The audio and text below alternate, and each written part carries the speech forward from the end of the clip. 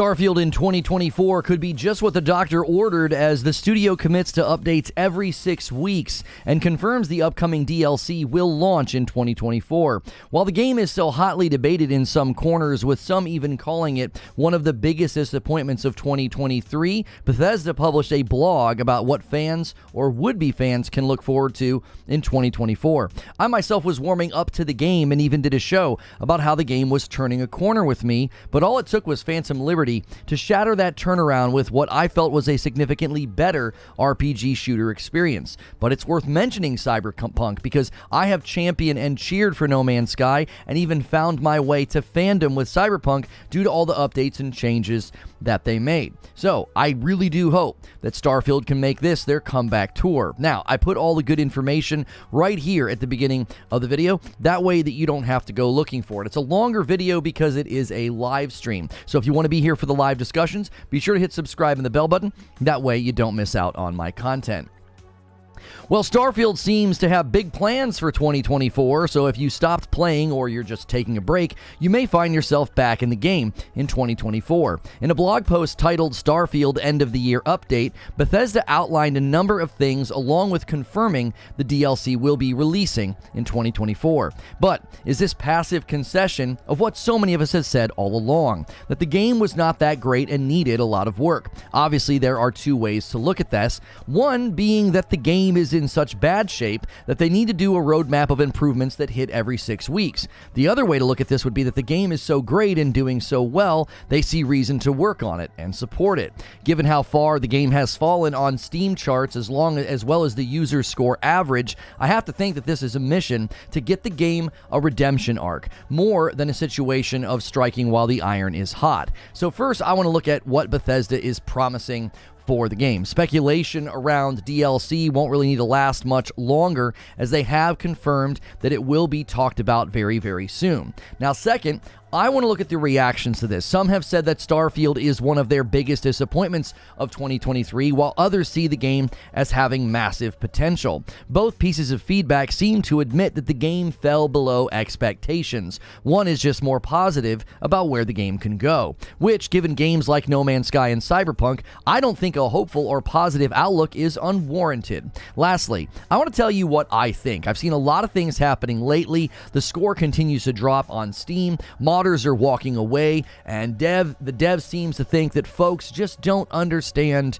development, or that, they don't understand what boring is. Well, first let's just talk about what happened. Well, first thing that they showcase in the blog is a bunch of stats. So this image is actually pretty impressive, right? If you look at this, 13 million total players, lots of days played, lots of deaths, and lots of kills. Now they transition from this frame and they say the following. They say, "We've been hard at work on everything coming to Starfield in 2024. While we're not ready to go into all the details just yet, here's a glimpse at some of the things we are cooking up." Now, hopefully this means they have more details in the future, as the updates are only going to be 6 weeks apart. About those updates, they actually provide a way for you to try them first. This is what they say.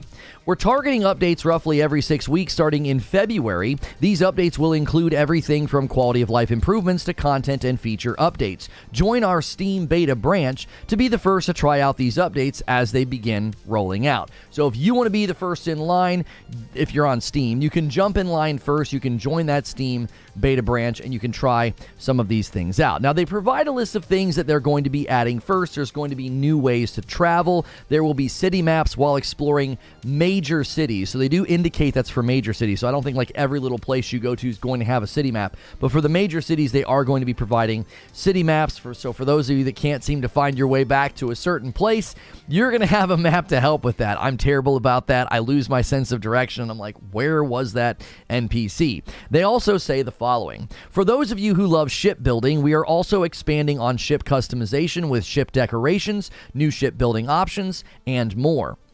And then, for those who may want it to have an easier or harder experience, they say this. We're also excited to be adding all new gameplay options. With these new settings, you'll be able to alter your gameplay to allow for an easier or more challenging experience that will expand beyond our normal difficulty setting. These will allow you to easily customize carry capacity, cargo access distance, ship damage, vendor credits, how you suffer afflictions, new survival mechanics, and more. Now, I can already see folks messing with carry capacity. Set it to infinite, right? If they let you set it to infinite. Inventory management felt like such a flat tire. Even for those who enjoyed the game, this seemed to be an issue, especially with the earlier parts of the game. And lastly, before they talk about the DLC, they are bringing mod support. So for those who have been waiting, they say this. Official mod support will be coming to Starfield with the launch of Creations. Beginning early next year, Starfield will be getting its own exporter, and you'll have access to a new creation kit. Now, this is hopefully good news to those in the modding community, as we've seen some negative feedback and complaints recently from those working on Starfield mods. And the last thing that they talk about is the expansion, Shattered Space. And this is what they say. The team is hard at work on the development of Shattered Space, our first major expansion coming next year. You'll have new story content, new locations, new gear, and much more. We can't wait to share more with you next year. Now, there's a couple of things to note here, okay? I saw a few people thinking that this meant the expansion was coming in February with the first update. That's not what the blog says, so don't misread here, okay? It says that the Shattered Space DLC is coming in 2024, and they will share more next year. Okay, so just be aware of that. If you're thinking, oh, we're getting the DLC in February, that's not what's happening, okay? I'm imagining it'll probably be later in the year. They're probably going to want to market this at the summer Xbox Bethesda stuff that they like to do, so I'm thinking this will probably be second half. That's just my prediction. Now, I also think it's important to point out that it says first major expansion. Now, I'm curious how many major expansions they have planned, since this is being delineated as the first. I'm also curious if there will be smaller additions of content, since they labeled this as a major expansion. Maybe they will do, smaller, more minor expansions or additions. I'm not sure. It gets kind of confusing because when Cyberpunk was being updated, they were calling all of those updates DLC, and then they had their expansion. So maybe along the way, they'll be doing additions like they did in Cyberpunk, because Cyberpunk would update the game, but then actually add new content or new features. So that's everything they said, okay? So what was the reaction to this, right? There's a lot of different opinions about Starfield, okay? So the first reaction is not exactly a direct reaction to this announcement, but I feel it is categorically related. Outlets are putting out their lists of the biggest disappointments of 2023, and Starfield is actually showing up on some of those lists. Now, I saw this being questioned, or somebody was kind of confused, why would this be, happening? This game has a lot of untapped potential, but it shouldn't be a biggest disappointment of the year, okay? Now, when I saw this conversation, a saying came to my mind. The bigger they are, the harder they fall. When a game climbs and tops wishlist charts on Steam and is on many people's most anticipated games lists, it's going to end up on the opposite list if it doesn't deliver. For a lot of us, Starfield was in the top 3 to 5 anticipated games coming out in 2023, and it was one of the most wishlisted games on Steam. And one look at the user score on Steam as well as Xbox will tell you all you need to know. 85,000 people have reviewed this game on Steam, and it has a 66%. The most recent 30 days on Steam is actually 10,000 total reviews, and it has a 50% score.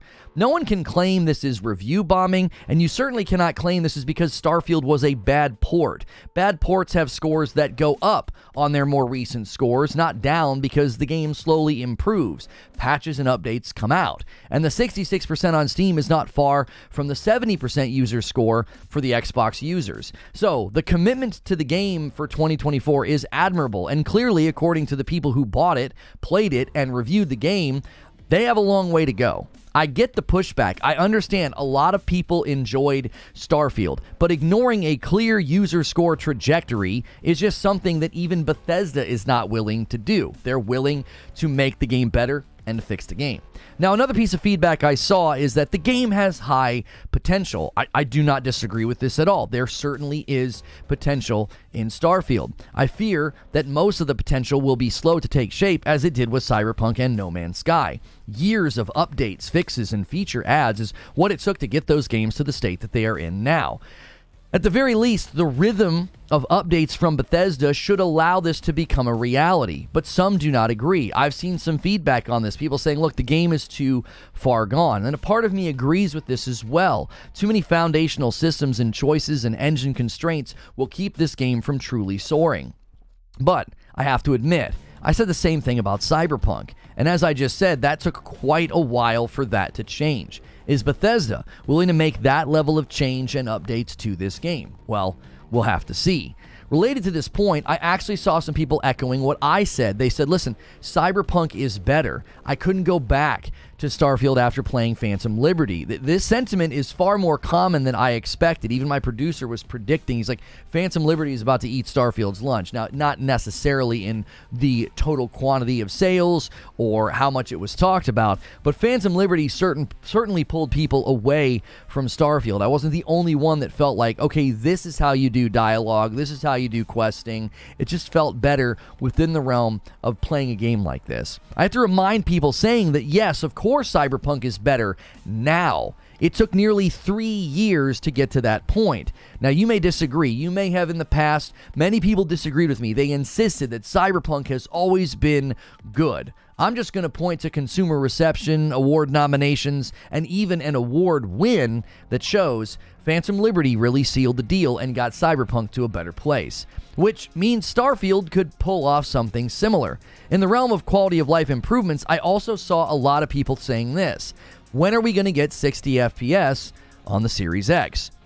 It's been pointed out by tech analysis and tech websites that 60 FPS for Starfield on the Series X is very, very conceivable and possible. Now, I'll be honest, this would be a big win for me. Being able to play this game on my Xbox Series X console in my living room and just trying out these updates and continuing to move along through the story, that would be enjoyable, okay? Having to come into my studio, come into my office, sit in a chair that's not my couch, right? And play Starfield on my PC just so I can get 60 FPS. I just think that's a big enough barrier that I really want to see that performance work done for the Series X. It's not, if not for anything other than just for those of us who bought a Series X and we really feel like first-party titles should aim to honor the marketing and the promises that we got when we bought our Xbox. The last two pieces of feedback I saw are somewhat related. The first was, is this a live service game in disguise? I myself have always thought that a game like Starfield could bridge the gap. Regular updates, new content, reasons to come back, but no need to keep a player funnel full with FOMO or battle passes or live events because it's a single-player game. I've been driving home this idea that a content-driven model versus a player engagement funnel model is, in my opinion, a superior way to keep games going. We've been talking about that quite a bit when talking about the PlayStation Live service games, and Starfield could certainly bring that vibe of an ongoing game without all the live service game trappings, which is related to the last thing I saw people saying. Well, it's a Game Pass game. So this is a great reason to have Game Pass. This is a reason for Xbox to improve games that are on Game Pass. Pete Hines, before retiring, drove this point home with Redfall, saying that as a Game Pass game, improving it over time for the consumers is just as important as making sure it's great when it comes out. So Starfield could certainly play a strong role for Xbox on that front. Consistent updates, media coverage, blog posts, new content, and a big expansion, those are all great ways to make the Game Pass value feel less about play it at launch and move on, and more about, hey, keep coming back and playing this game. It sort of extends the life of the game, which also sort of extends the value of Game Pass beyond that launch month. Many people sign up for Game Pass, try a game, and then cancel Game Pass, and this would be a way to push back against that churn rate. I think single-player games can play a pivotal role going forward with building a bridge between live service game annoyances and ongoing player engagement nuisances, and I think that could be a much better experience. So, with all of the reactions that I saw, along with, there was just general hype and excitement, okay? I saw a lot of people saying, I can't wait, they're cooking, they're going to make the game better. Like, there were people that were generally excited to see Bethesda sort of fully committed to Starfield, okay? So what are my thoughts? What do I think about this? There are a few things that I have not covered about Starfield recently that hit the news cycle. And I did this because I didn't want to just put out a negative hit piece, okay? The second to last time I covered Starfield was September 27th. That was 3 months ago, okay? You might have been told that all I do is hit on Starfield. Listen, I put the game down and walked away. I wasn't going to keep doing hit pieces. There was negative press coming out about the game. I haven't covered the game since we did one after the September 27th in October. We did it about the former developer did like an interview, okay? So it's been 2 months since we've covered it, but 3 months ago, that was the second to last time I covered it, and I said that the game could learn from Cyberpunk. And I said, listen, I want a Starfield 2.0 moment. I want it to have its No Man's Sky moment. I want to see a comeback arc for this game. But I have to reference a few things that really add to my belief that it does need a comeback and a redemption arc, even if others don't believe that. That might be like, the game doesn't need a comeback, it doesn't need a redemption, it already is great. I don't agree with that, and I'm going to establish why I'm worried about the comeback being viable and possible. So first, the following headline from Games Radar sums it up nicely. This is what they say. The dev behind massive Skyrim multiplayer mod turns their hands to Starfield, gives up because the game is effing trash. They upload everything for somebody else to finish. And the byline of the article says, I'm not going to put my heart and soul into a mod for a game as mediocre as this. This, to me, is a pretty significant sign of trouble. To have folks historically committed to Bethesda games and modding them say the following, quote, the game is boring, bland, and the main draw of Bethesda games, exploration in a lively and handcrafted world, was completely gone. Now, obviously, that could change with updates and content over the next year, okay? Or even more years beyond that. But this, to me, is a foundational problem. It means that Bethesda has their work cut out for them. And then Insider Gaming pointed out the following. This is what they have to say. They say, if we use Steam as a representation example, as everyone often does, we can see that Starfield's player count has dipped below that of Skyrim from 2011 and Fallout 4 from 2015. They're both infinitely better titles that boast staggering replay value without the existence of some pseudo-innovative play it over and over again kind of mechanic. That's what Insider Gaming has to say. When interest drops below older titles, again, I grow concerned that too much is missing or not present to build upon. As I said, Cyberpunk pulled it off, but it took years. And Starfield's problems feel infinitely more systemic and far-reaching than what ailed Cyberpunk. Then we saw the company replying to bad reviews on Steam. On more than one occasion, they attempted to correct someone's opinion about the game being boring, telling them that empty and bland space exploration was in fact not boring. This again just shakes my confidence. Why would a dev do this? Then the Bethesda studio design director took to Twitter and did a 15-post thread. In this thread, he said things like this: you can dislike parts of a game, you can hate on a game entirely, but don't fool yourself into thinking you know why it is the way that it is, unless it's somehow documented and verified, or how it got to be that way, good or bad. I just think the optics on this and the replies to the bad reviews is just bad, because you're either making excuses for the game, or you're like defending the game as if people's opinions can be wrong about your game being boring, or you're implying that a bunch of the problems internally were led to this game being bad and we just don't know the real story about what happened. Well, none of those are good, and none of those things give me confidence in the game finding its redemption arc. If they think they built a masterpiece and people just don't get it, while the Steam scores are in the 50 to 60%, and even their home turf consoles giving it a 70%, perhaps their own hubris is part of the problem.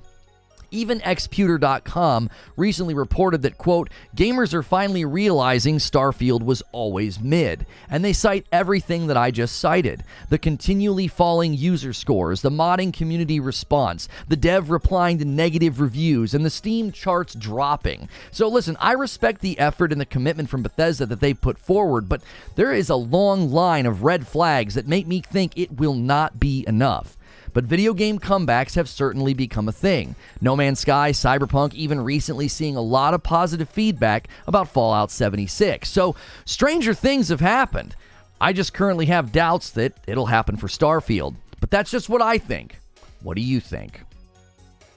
So let me give you my thoughts and my, final conclusion on this before we transition to talking to the live audience. My opinion in video game comebacks, my opinion on this, it has not changed. If companies commit and they improve and they update their game, and it gets to a better place, I celebrate that. The insistence that we should not support games that have bad or disappointing launches just is not something that I agree with. And I saw two different sides of this issue. I put out a tweet and I just asked what people thought, right? Can they reverse these scores? Can they turn things around? Now, some said that Cyberpunk launched in a terrible state, but it wasn't the same as Starfield. So when I made the injunction of like, hey, can this have a Cyberpunk comeback? They were like, listen, Cyberpunk was broken. It had bugs. It had glitches. It got removed from a storefront, okay? I'm definitely not equating Starfield's launch with Cyberpunk's launch. I would never try to claim that, okay? Cyberpunk is probably one of the worst launches in history, okay? Starfield's not there. My thought was Cyberpunk launched and made this big comeback arc. Starfield launched and, in my estimation, needs a comeback arc. Can it have a similar level of improvement and growth? Not necessarily speaking to like bug squashing, more speaking to just the overall quality and enjoyment of the game. The game lacks cohesion, and I believe Cyberpunk suffered similar problems. But somebody took the exact opposite position. Someone named Eddie said that the base game is rotten, and Bethesda did not react the way that Hello Games and CD Projekt Red reacted to a poor launch. They've defended the game. They've acted as if what they promised to deliver was actually delivered. I tend to agree with this take. You know, it's like, there's not a lot of humility here. It seems like, yeah, you don't get it. You don't understand development. The game's not boring. Like, that doesn't feel like a humble approach to, hey, we realize our game really didn't hit the mark where everybody was hoping it would hit. But the updates every 6 weeks is at least some form of concession that the game needs work, and they're willing to do that work. Secondly, I want to say this. The debate about how bad, good, or great Starfield is will likely never end, especially if the game gets to become a better experience over time. My personal opinion is that a lot of us were just scared to really say what we thought when the game launched. My personal opinion is that this is just a bad game, and that is just my opinion. Plenty think differently. But I also thought that about Cyberpunk 2077. So me thinking a game is bad doesn't mean I want it to stay that way. And to those who dismiss all the user reviews and the scores on Steam, or they claim that, look, nobody plays a game for 50 to over 100 hours and then gives it a bad score. If you want people to leave room for you to like a game after all the hours you've poured into it, then maybe leave room for the opposite opinion after the same number or more hours. To the same degree that you may love Starfield, there are people on the exact and opposite end. And the play numbers and the review scores really reflect that. My conclusion is this. Starfield was one of the most talked about games this year. I am really seeing that cited in various places as if that's a real victory. But the thing that stat misses is that much of that happened in the first 9 months of the year before the game was even out. The majority of 2023, Starfield wasn't even playable. It wasn't released yet. So that being the case, that it was one of the most talked about games this year, is not indicative of the game's quality at all. You could have tons of articles written about a terrible sports team that you wouldn't cite that as being like, well, we're one of the most talked about sports teams. Yeah, because you're bad. Like, nobody would believe that argumentation. If anything, it's why many people are saying it's one of the biggest disappointments of the year. Imagine being one of the most talked about games for 9 months, only to land on Steam and get a 60% and a 70% on your home console. As I said before, the bigger they are, the harder they fall. But that doesn't mean the game can't get up, brush itself off, and become something special. The potential is certainly there. The question is, will Bethesda bring that to fruition? But those are just my thoughts. Now it's time to hear yours. That's the show open. Let's talk to the live audience. Good morning, good afternoon, and good evening. Welcome on in. Starfield in 2024. Is it going to be enough to bring you back? Is it going to be enough to bring me back? Can they have their comeback tour? Can they have their redemption arc? Curious where you guys land on this. An update every 6 weeks sounds like a great place to start. And in your estimation, can they move the needle? Can they get the game to a place where, you find yourself playing it a bunch? Or you find yourself diving back in? I, for one, know that I would give this game a second go-around if I could just get a performance mode, a 60 FPS performance mode on my Xbox Series X. I would 100% come back in and chisel away at this thing and give it a go, right? And let's take a look at what's going on fan funding. Looks like somebody's going to start us off here today. Thank you so much, William Lewis. Han shot first, and so did you, getting us all the way to 1 member on the day. The first one, the most important one. Thank you so much for doing that. And then I've got some re-ups to thank. Han with 2 months of memberships. Simon with 15 months of membership says good morning and happy new year. And then True SSJ Havoc re-ups on their VIP. Thank you very much. I really like Starfield, but I am a biased space nerd. I was having a conversation with one of our community members yesterday in the Discord, and he was like, I don't know if I want to tune in. He's like, because he's like, I know how much you don't like it. He's like, but I like it, and I don't feel like I'll be able to contribute to the chat. And I'm like, that is contributing to the chat. Like, you're allowed to like this game, but you also have to allow people to be like, I think it's bad. Like, I didn't like it at all. I don't think it's a good game. Like, I think you have to leave room for both. I can see the pieces, the parts, the questing, the looting, the world, the exploration, the universe. Like, I get why people like it. I can enter the mindset of somebody who's just loving this game and has poured hours upon hours. I can. I'm not like you. I just can't get there. True SSJ Havoc with a $5 super chat tip. Starfield is a bad game. I dropped the game after 130 hours, and looking back, there was some fun, but I can create an entire rant about this game. Bring it on. Bring it on, Daddy. Put it in the chat. Let us hear what you have to say. You're allowed to say a game's bad. You're allowed to say you didn't like a game. That's fair to say. And don't let anybody tell you that you're lying just because you played for 130 hours. Sadiqwa gifts a member and takes us to the second member on the day. We're at about 2,200 members, guys. The goal is the stretch goal this month is 3,000 for a Frickmas stream tomorrow night, where we'll have drinks and I'll sing Christmas carols. You guys are going to have to call the big boys down from on high to start dropping those bombs. We can do it. We can do it. Between 2 days, 800 members is nothing. We've done more than that before. Erodimus says, there's a lot of grifting on this game. Well, I think anytime a game is super popular and super anticipated, tons of people are going to talk about it in the aftermath. I wouldn't call that a grift. People did the same thing with Cyberpunk. Cyberpunk was highly anticipated, and people spent a very, very significant amount of time talking about it in the aftermath. People did the exact same thing with No Man's Sky. You have to understand something. When you put yourself out there as a highly anticipated game, and then your game doesn't really deliver what people were hoping for, you are going to be talked about quite a bit.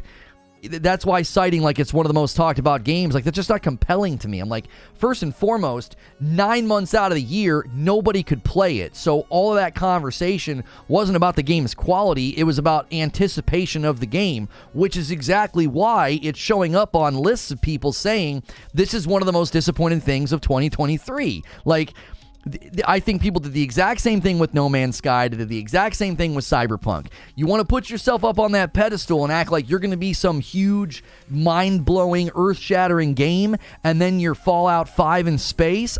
Don't expect people to not say that that's disappointing. Like, people are going to say it's disappointing. They're like, that's not what I was hoping for. That's not what you promised. Look at Light No Fire. If Light No Fire comes out from Hello Games and is lame and boring and bland and incomplete, what do you think's going to happen? You think people are going to grift on that? Or are they going to talk about it? They're going to say, this game has massive market pull. Everybody's talking about it. It's a highly searched term, but yeah, I'm not going to talk about it. I'm going to move on. No, of course people are going to talk about it.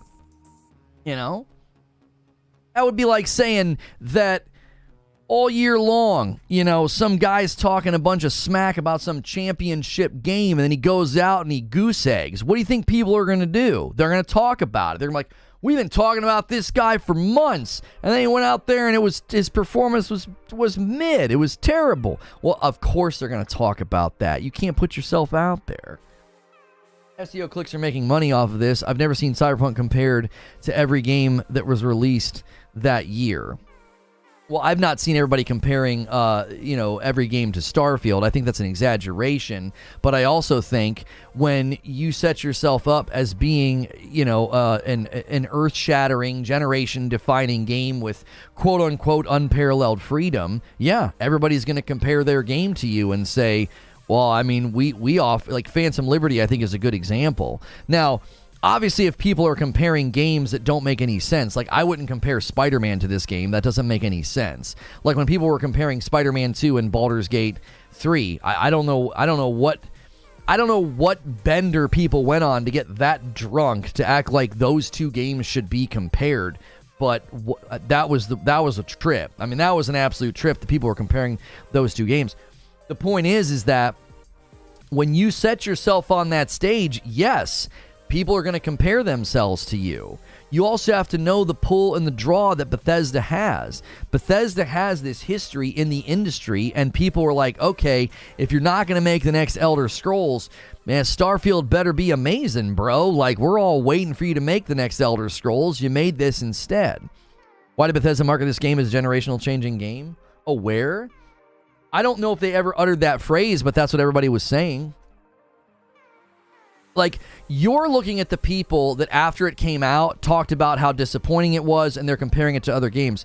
Maybe turn your ire to the people that hyped it up, talked about how this was going to be a game changer, talked about how this was going to turn things around for Xbox. Maybe look at the people that were using those terms. Do you honestly think people that hated on Starfield or that don't like Xbox, do you think they were the ones throwing that term around? Where do you think that term came from? Where do you think the hype came from? Even if they never said generation defining, they said unparalleled freedom. They gave the impression that this game was going to be like this massive space exploration RPG, and it just doesn't translate to the player. Like, forget the terminologies that people might use. Forget the terminology that people might use. Look at the user response. I think that's all the proof you need that this game didn't hit the way that everybody thought it was going to hit. I remember watching the Starfield Direct, and I said, we might be looking at the game of the year. I said, this game might actually do it. This looks insane to me. I remember watching the gameplay Direct, and I turned the volume down, and I told my audience, I said, we might be looking at game of the year. This seems ambitious. This seems insane. And then everybody played it, and it didn't hit that level of quality or that level of experience that I think a lot of us were expecting from the marketing and from the trailers. Machiavelli with 6 months says, unparalleled freedom, they said. Yeah, they said that. The Xbox Store page says unparalleled freedom. So the media is continuously writing about the game because of the fanboys on social media. I think you're conflating things. There were YouTubers, there were blogs, there were pro Xbox podcasts that were hyping this game from the mountaintops for years, brother. And the 9 months leading up to its launch, if we're going to pretend that that wasn't happening, then I can't go with you on that journey. I can't act like that didn't happen. I can't pretend that a lot of the hype and a lot of the generation-defining language originated from people who were cheering for this game. So fanboys, I'm not calling them fanboys. You think every podcast that bleeds green is just a quote-unquote fanboy? You're just going to basically dismiss all those outlets, all the people that were looking forward to this game? It just seems like I don't quite understand your position. So are you dismissing the fact that it was a highly anticipated game and the marketing led people to think things about it that didn't happen? And so you're saying, well, they were fanboys. Like, I don't understand your position. I feel like every time Starfield comes up, there are people who dismiss the user scores like they don't matter. Like the 85,000 Steam user scores allegedly don't matter. I've been told that it was review bombed. That has been demonstrated to be false. I was told that it got bad review scores on Steam because it was a bad port. That is simply untrue. You can tell by the scores going down as time has gone on. That doesn't happen with bad ports. You can look at bad ports like The Last of Us PC port, and the score goes up over time. It doesn't go down over time because the game improves. If the causality of the low scores is a bad port, then that causality will lose potency over time and the game score will go up. The opposite has happened with Starfield. So I believe that the claim that this game got bad scores on Steam because it was a bad port, I believe that claim has been falsified with just time and evidence. So I feel like people dismiss the Steam scores. Well, now you're dismissing the people that were excited about it and talked about it. And I don't know where generation defining came from. I don't know who said that. I don't know where that originated from. But I don't think you can look at any of the marketing for Starfield and act like they didn't prime that pump. They didn't set that table. Eugene says, what about Bethesda fans who were looking forward to a new IP from them and were just let down? Why is there no room for them in this discussion? Why does this always have to go to the fringes? Right, like we don't have to talk about the utter fringe of people that were drooling over this game and thought it was gonna be like almost like salvation inducing, and then it wasn't. There were plenty of people that were like, dude, I love Bethesda games. Like, go read the reviews. There are people in there that are just so disappointed. They're like, dude, I love Bethesda games, and this ain't it. All you gotta do is look at the Steam charts. Why does Fallout 4 and Skyrim have more people playing it? Quite simply because the Bethesda audience is saying they consider it a better game. Like they're doing it. The proof is in the pudding. The proof is in their behavior. JG from Space says, it's a good game, not great. That's all. It's so wild that this game, the way this game was broken the internet this year.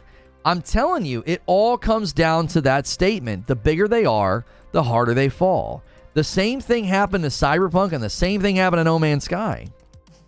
You fly too close to the sun, don't be surprised when your wings melt. You know what I'm saying? I'm not dismissing the user score. I'm saying the correlation between the user scores and the attention this game keeps getting. What correlation do you see between the user scores and the attention this game keeps getting? So if any other game was super hyped up and highly anticipated and everybody was looking forward to it, and then it got very mediocre to bad scores, you don't think people would talk about that? What do you think the causality is for everybody talking about it? I would say, my opinion is, the causality for everybody talking about it is, for 9 months, it was one of the most talked about games. Why? Everybody was anticipating it. Everybody was excited about it. A brand new Bethesda RPG is a big deal. In the history of gaming, when these guys walk out and deliver an RPG, the world pays attention, okay?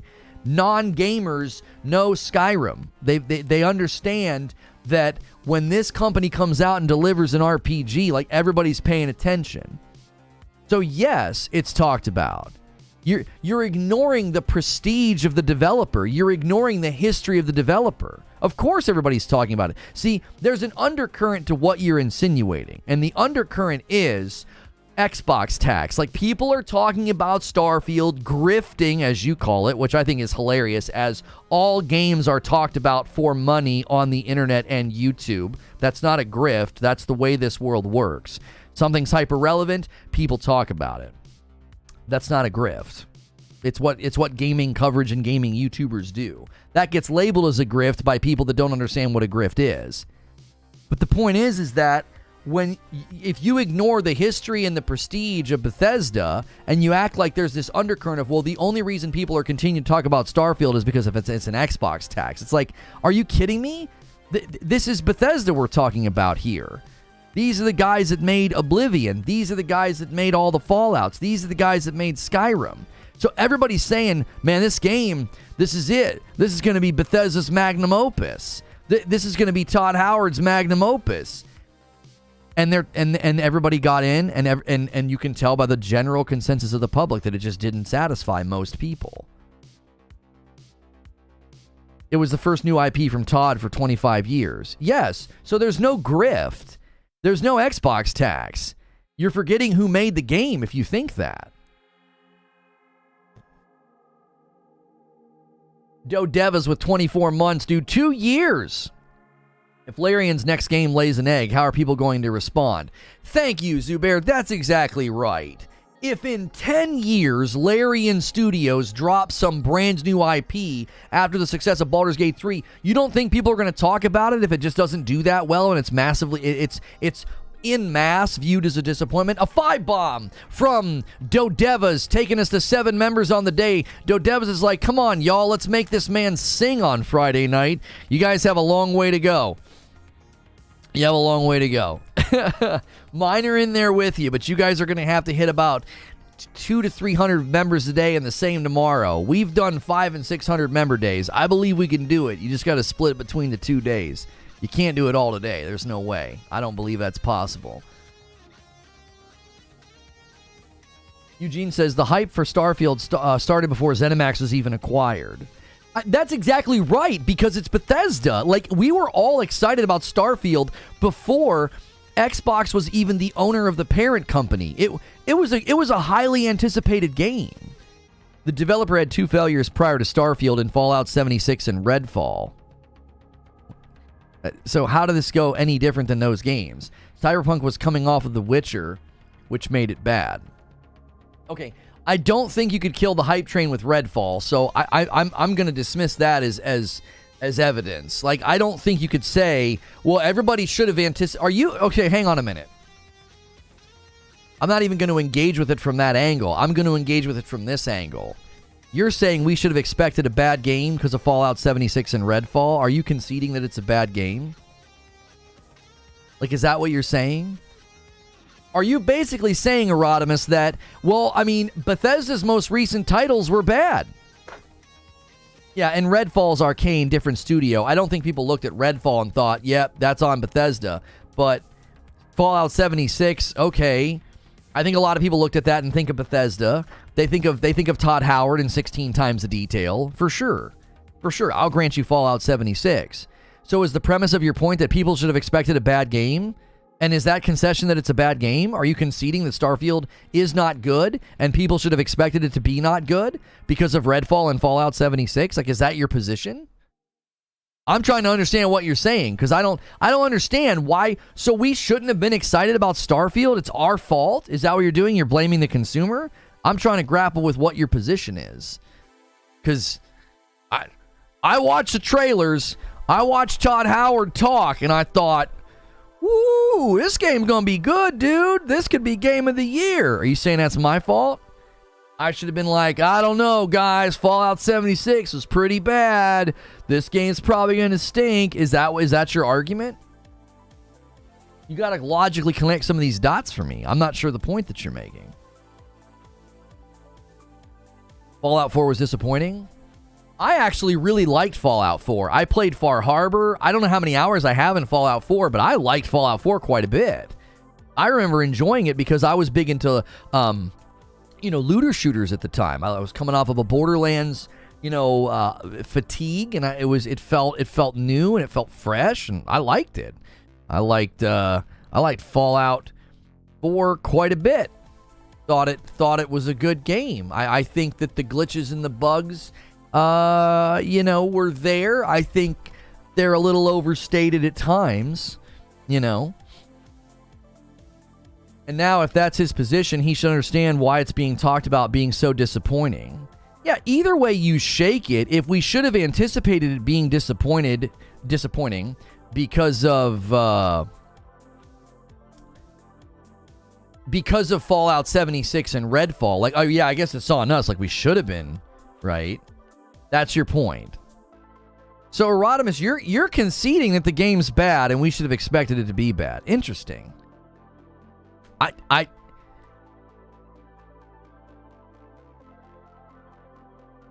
actually kind of respect that position. I stalled out. I kind of stalled out there a minute. I kind of respect that position because you're not the only one that felt that way. There were people before the game came out, I'll call them Bethesda skeptics or Bethesda cynics. They were like, don't believe his lies. Don't believe Todd Howard. This game's gonna flop. This game's gonna be bad. Do you want to know why I know there were people like that? Because I talked to them on a regular basis here in this chair. And I was like, I think the game looks awesome. There is a YouTube short of me defending Starfield, and I have been called an X-bot because of it. You can go find that short. You can go find that short on this channel. And I was like, yo, why is everybody hating on this game? Like, this game's going to be different than No Man's Sky. This game's going to be an RPG. It's going to have campaign. It's going to have story. These are the guys that made Skyrim. And there were a lot of people that were like, don't believe his lies, dude. Todd Howard is a liar. 10 times better than those bags, those Frickmas white bags. Don't those bags look great? Do we have any coffee orders yet? Hang on. I'll showcase the coffee website on the hour. Hey, somebody ordered some coffee earlier. Chris ordered a dark roast. Thank you so much. I appreciate that. very, very much. Guys, if you are here this morning and you are enjoying the show, do me a favor. Smash that like button. Help us out. Hit the like button, and let's get to 200 likes, and let's get to 25 members. Let's have some steady member train today. Lono got grifted. I didn't get grifted. I actually respect his position. Correct me if I'm wrong, but Eugene was coming around on getting an Xbox if Starfield hit. Is that what you wanted me to see, Sven? Hang on.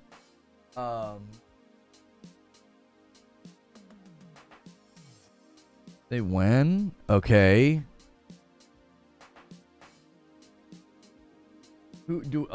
What's going on? Oh, he says, this stream is 100% a grift. You talk about letdown Bethesda fans. Where are they? Is there anyone in chat who is losing sleep over Starfield? How long are you going to milk this game for? This is console war farming?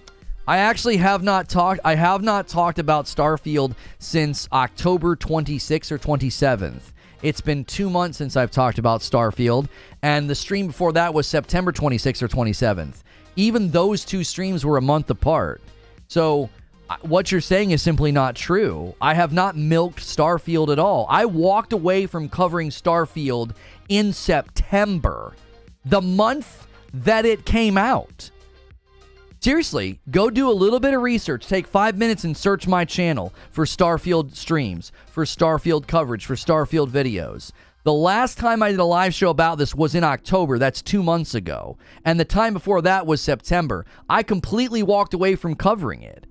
There were numerous Starfield stories that we didn't cover. We didn't cover the mods walking away from the game. We didn't cover the developers defending the game with the reviews. We didn't cover any of that. Do you have any idea how easy it would have been to cover those things? Do you have any idea how many YouTube channels covered those things? Are you paying attention? Did you see how many times Starfield was in the headlines or in the YouTube funnel because the developers were on Steam defending the game? I didn't cover that. The developer goes on a 15-thread post saying that we don't understand development. I didn't cover that. The modders walk away from the game and call it boring and bland. I didn't cover that. That's 3 different live shows right there that could have crushed and pulled views and got everybody wound up and angry, and I didn't cover any of that. So if you want to accuse me of milking Starfield, you are literally saying something that's demonstrably untrue. It's not even an opinion. That's not your opinion. What you're saying is just flat out false. Well, he's in our Discord. I don't know who he is. Why am I talking about it now? They published a blog post yesterday about their plans for Starfield in the future. The last significant time that I covered Starfield, which was in September, I said I wanted them to have a No Man's Sky moment. I said they could learn from Cyberpunk. If they're committed to making this game better, I'm in their corner. That's what I argued this morning. That's what I argued and said this morning. See, you're making the fatal mistake of thinking that you can come in and somehow, wind me up or upset me. It's like, brother, I'm in this game's corner. I'm thinking, okay, they could improve this. It might take a couple years. Now, I have my doubts. Again, how they've handled some of the fallout and some of the bad reviews doesn't give me a whole lot of confidence. But, yeah, I would go ahead and walk him out of the Discord, Sven. 2 spot from William Lewis. Reforge hot cocoa for those who don't like coffee. I don't know if we can do a hot cocoa. And if you did not cover this, the person bashing you would say that you didn't cover it because it's positive Starfield news. Of course. Of course.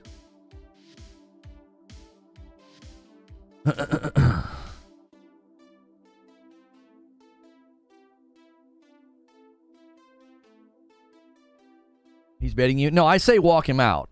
I say walk him out. I don't have tolerance for people that make false accusations. Go write a twit longer. Go write a twit longer and stream on the purple platform. That's where people that make false accusations belong. Why not have more confidence, though, since Bethesda Game Studios has proven they can improve from a bad launch? That is absolutely fair pushback, David Lilly. That's fair pushback. Here's my issue, okay? Fallout 76, from the very beginning, Terminal Stupidity with a 10 bomb takes us to 17. He says, enough with the riffraff. Let's replace him with new members. Let's hit this goal. Thank you, Terminal Stupidity. Yeah, David Lilly, citing Fallout 76 is 100% fair pushback. And you might be right. You might be right. We have an upload coming today about Fallout 76 seems to just keep on trucking. It's going to keep on trucking. And they have plans for next year as well. Okay? Fair pushback. Allow me to retort. I believe there are significant red flags that justify my doubt or my skepticism. Right? And I'm going to tell them to you. I outlined them in the show open, so you might have to go back and rewatch if you want a more substantive treatment of this, but I'm going to bullet point them for you, okay? Jeff England, thanks for 4 months, man. Welcome back. I believe that the way they reacted to like Fallout 76 bad launch was a more humble posture and a more clear commitment, so we're going to get this right. I believe that the way they have responded to Starfield's bad reviews has been very different. When you're going to Steam reviews and you're disagreeing with people and saying that it's not boring, when you do a 15-post thread on Twitter and you argue that people don't understand development, okay? That doesn't feel like humble posture to me. That feels like hubris. I'm glad somebody caught the will allow me to retort reference. Thank you, Eugene. Like a 5 bomb from Odin's Arrow. Thank you so much, man. Some of y'all believe we can hit the number. Let's do this. Let's go. Let's go for the Frickmas night of Frickmas, singing Christmas carols and drinking dope nog is what we used to call it. It was just bourbon. Anyways, I believe that posture, those are red flags to me. I will say that you're right. They've handled the criticism worse this time. I also think, what was the other red flags? Oh, the other red flags would be the continued drop in Steam score, the continued drop in player base. And the modders walking away from the game. Those are all red flags to me. Why? Because now you've got a recipe for disengagement and a trajectory of nothing. Like, think about it. So the developer is taking a posture of like defending the game. Maybe it's a little bit hubris laden. They think they made something amazing. They think they made a masterpiece, and we just don't get it. Okay? Now, on the other side, that's the developers. Let's look at the community. How's the community responding? They're disengaging. They're playing Skyrim and Fallout 4 more. The modders are walking away. That's another pretty big red flag of, I don't see it. Now, the fair pushback would be, well, look at how bad people responded to No Man's Sky. Look at how bad people responded to Cyberpunk. And those games turned it around. You are correct. There's a missing element this time. I don't see the ownership from the developer. I don't see the posture of, this is not at the caliber of what we wanted to deliver, and we're going to make it better. We saw that from Hello Games, and we saw that from CD Projekt Red. So I'm not saying they can't. I'm saying I doubt that it ever really gets there. And I would love to say that I was wrong in like a year. Stonespire with a gifted member. Thank you so much. Taking us to 23 members on the day. Already on the doorstep of 25. Nice strong start. On our way to 500 viewers. Let's get ourselves to 200 likes. Thank you guys so much for being here today. All you have to do is hit subscribe to talk in the chat. If you've been enjoying the show, it's a safe for work broadcast. It's basically like video game radio, and because I'm safe for work, you can throw me on in the background of your day. A lot of people treat me like that, like a background podcast. Hit subscribe, hit the bell button. You won't miss the shows. Subscribing is free, but it allows you to talk in the chat. Yo, what's good, Marcus? How are you? Emil said, you had the right to criticize. He said your opinions are valid. The whole post was actually reasonable. He was addressing the toxic people on a broader scale. I think the optics on that tweet thread are terrible. Saying you have a right to criticize and that your opinions are valid, okay, that's like standard garden variety Yeah, your opinions are valid. He goes on to say that don't fool yourself into thinking you know why something is the way that it is. He's basically saying we don't really know why the game ended up this way. Well, that doesn't make me feel any better. What the frick happened? He's basically like, yeah, you don't really know why things are the way that they are. And it's like, that doesn't make me feel any better. Oh, no, you're missing this. Cyberpunk and No Man at launch were broken, a mess. No, No Man's Sky was not a broken mess. No Man's Sky was thin and bland and lacked features. That simply isn't true. Cyberpunk was broken and a mess at launch and was removed from the storefronts. I'm not saying they're equal in their quality, Hadigan. I'm talking about the consumer response and the developer response. The consumers are communicating very loudly that Starfield isn't good. I'm not saying it's broken and bad and should be removed from stores. I'm not saying it's equal to Cyberpunk. I've not once said that. I've qualified that numerous times this morning. I did it in the monologue. I did it after the monologue. I am never trying to insinuate that. Now, I'm sure people will try to convince you of that. That's a straw man fallacy. To misrepresent the argument, make it look weak, and then wail on it.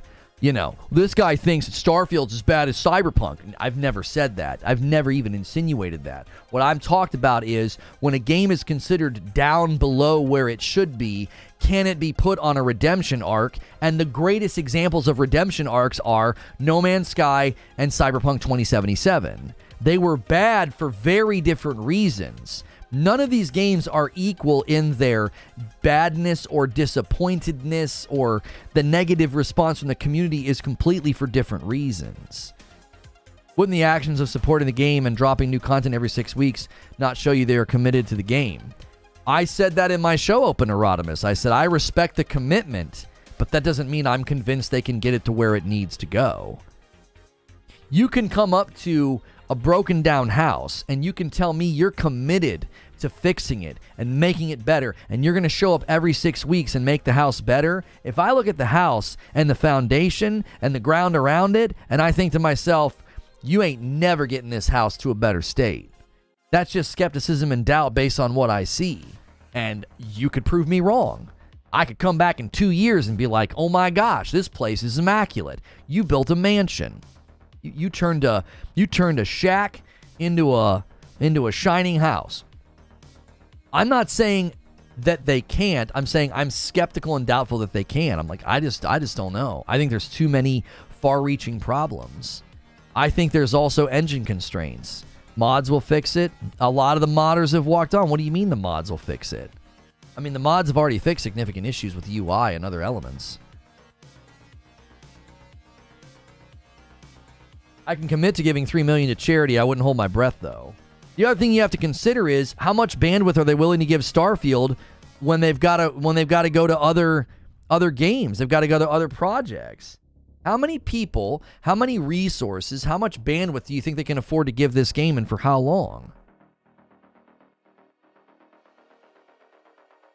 Speaking of Samuel L. Jackson, happy birthday. He's 75. Look at that suit. My gosh.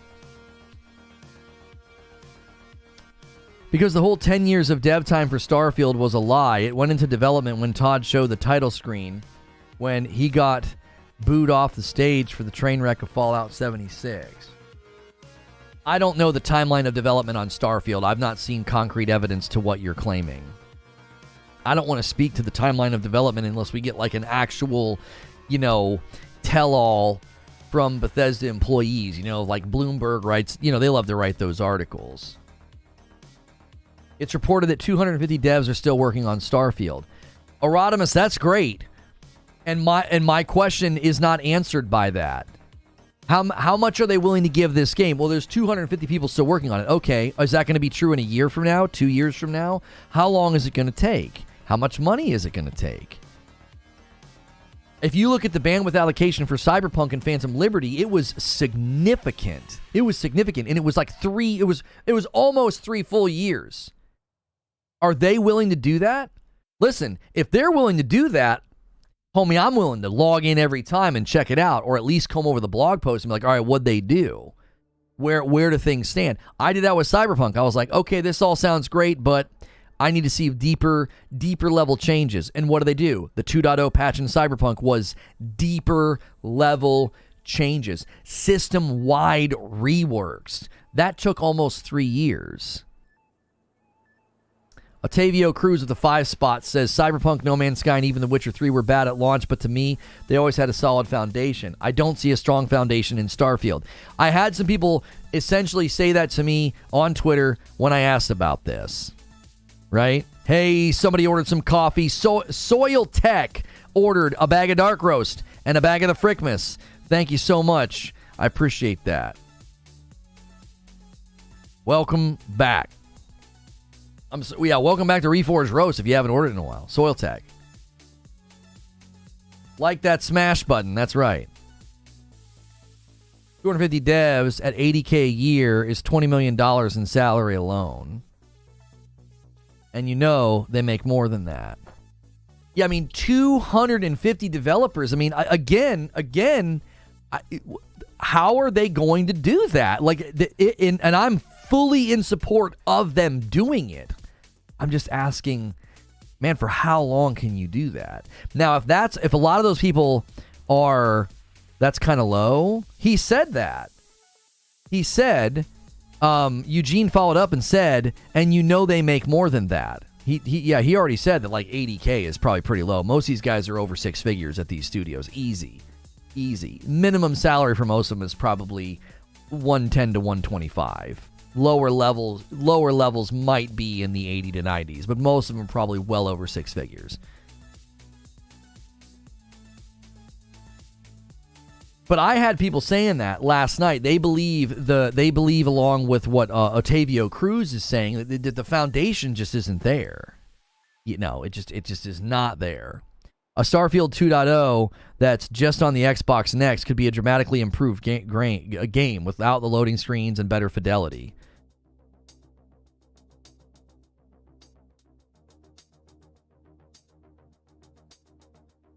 I mean, I like it. I like it, Zubair. You know, you put this game on a 2-year comeback tour, and then you have your 2.0 moment with that whatever that Xbox Next is in 2026. Man, I like it. It just sounds like a dream. It sounds like a pipe dream. It doesn't sound real. But I fully support that. Like, that would be amazing to say, this is it. This is the Starfield we were all dreaming of. This is the Starfield that we thought we were going to get. They did it. They pulled it off. I said that about Cyberpunk. I've said that about No Man's Sky. People are saying that about Fallout 76, for crying out loud. Okay. All right. It would take dedication of resources. I'll say this. If they go the distance next year and then they commit again to do it again in 2025, I'll think that Xbox is involved. I'll be like, I think Xbox is involved here. I think Xbox is investing in this, and it's potentially tied to the Xbox Next console. Like, if they literally go all next year doing this, and then at the end of 2024, they're like, and here's our plans for 2025. Brother, I'm here for that. That's like my favorite thing to cover. I loved covering that with No Man's Sky. I loved talking about it. I loved getting excited about that. I loved getting to cover that with Cyberpunk. Because you get to be the skeptic. You get to be the prove me wrong. Prove me wrong. Do it. And Cyberpunk did it. And I'm always going to refer back to that. That's one of my favorite journeys as a content creator, was false starting with Cyberpunk numerous times and being like, I don't think they can. I think the game is just, there's too many deep system problems. It's too bland. It's too boring. I don't think so. They're going to have to do a whole lot. And then I play the first 2 hours of Phantom Liberty and I'm like, oh my gosh. Like that meme from Jurassic Park. You crazy son of a... You did it. You did it. This is a whole different discussion, says Eugene. How can you find a redemption when your game is primarily a Game Pass game? I think you find redemption in the updates being tied to content beats, Eugene, because that drives people to Game Pass. Oh my gosh, Lone Wolf wrote a book. As someone who thinks it's a really good game, here's what I think. Okay, so Lone Wolf was the one that said he didn't want to show up today. He's like, because I like the game and I don't feel like I can contribute. So Lone Wolf, I'm going to read your book, okay? Because he's like, it's a good game. Here's what I think. All right, chat? All right, buckle up. Here's what he says. I believe the main story to be the best one since Fallout 3. Yes, I am a Fallout 3 is better than New Vegas guy. I really like that there is a major choice you have to make that has consequences. The moment hit me like a truck. Starfield doesn't have a voiced protagonist, which is a massive improvement over Fallout 4 in my opinion. I think all the faction quests are some of the best they've made. I think the persuasion minigame was fun. I love how many dialogue options I have with my companions. It helps to flesh out my friendship or relationship with them. I really like the main companions, the ones you can romance, and especially Andrea's romance was so sweet in how it's executed. I think the gunplay was pretty good. I love flying my ship around, even though it's a skybox, because of the dogfights and being able to board and steal a ship and the interactions that we have with the friendly NPCs. I love that mini game where you have to follow the star clusters around the room. For whatever reason, I don't get tired of it. I didn't get tired of it. I also like how they executed New Game Plus. The main criticisms that I've seen with the game are things I don't care about. For example, how the NPCs look, how the planets are inconsistent looks-wise, and exploration being very limited. I hate doing exploration in space games. It's way too overwhelming for me. Now, I do have some negatives with it. The performance was an issue even on PC. It was somewhat inconsistent. I didn't have to play it on PC, but I reluctantly did. I really need that 60 FPS mode for Xbox. The game not having city maps is a little annoying. The gameplay loop of clearing out outposts did get a little tedious. You have good points with the user scores for the game, with the actions of Bethesda and handling the criticisms, arguing with fans on the boards about what is boring. The modders walking away and the declining player numbers are also good points to support that it will be hard for them to turn it around for the people. I have to get back to driving, but I'm glad I showed up today. I appreciate how gracious you've been about the topic. Hey, I appreciate you typing all that. So there you have it. I mean, it does not shock me at all. It does not shock me at all that someone says, hey, hey, I liked it, and here's why. I liked it, and these things didn't bother me. That's not surprising at all. Fund, not find. Oh, hang on. Let me read Eugene's comment here. This is a whole different discussion. How can you fund a redemption when your game is primarily a Game Pass game? Oh, okay. How can you fund redemption? Oh,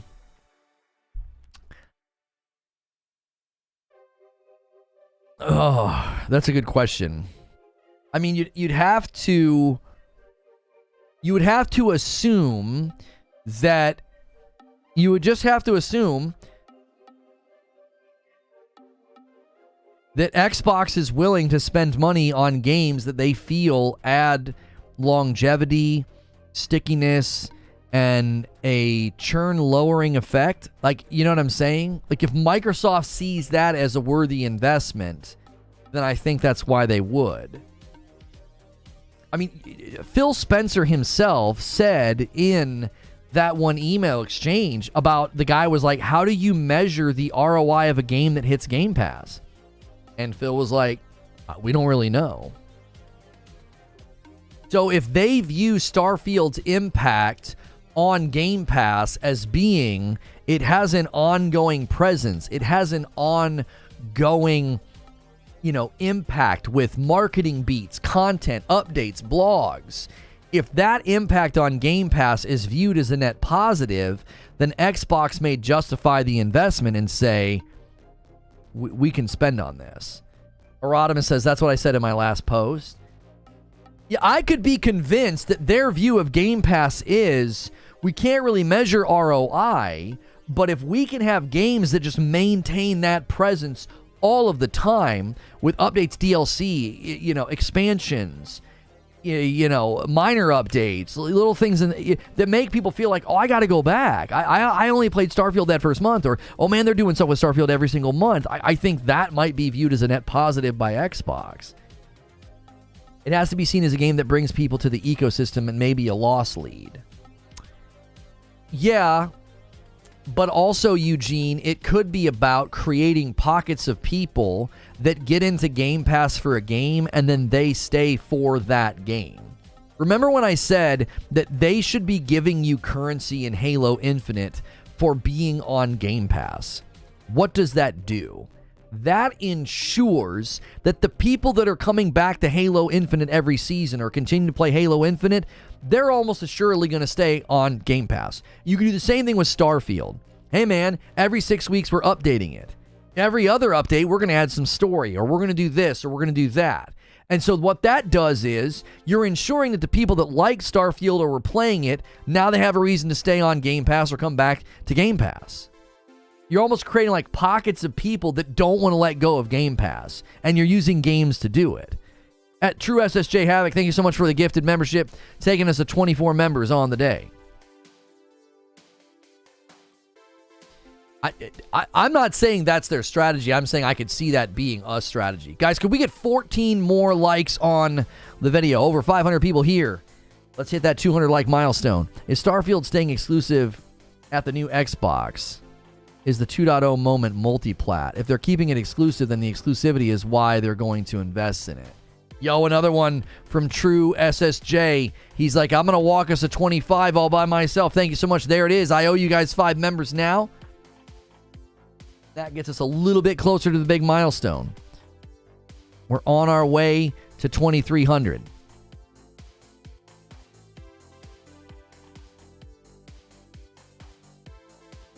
That's what Fallout 76 does.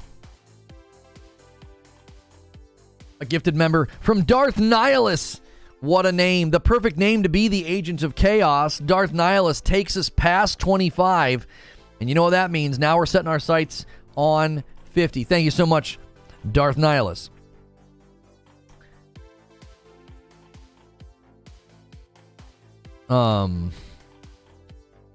Give it a like and I shut up about tech. What are you saying, 512? I don't know what you're saying. I'm not sure what you're saying to me. Yo, good morning, Pierre. How are you? Thank you so much for being here.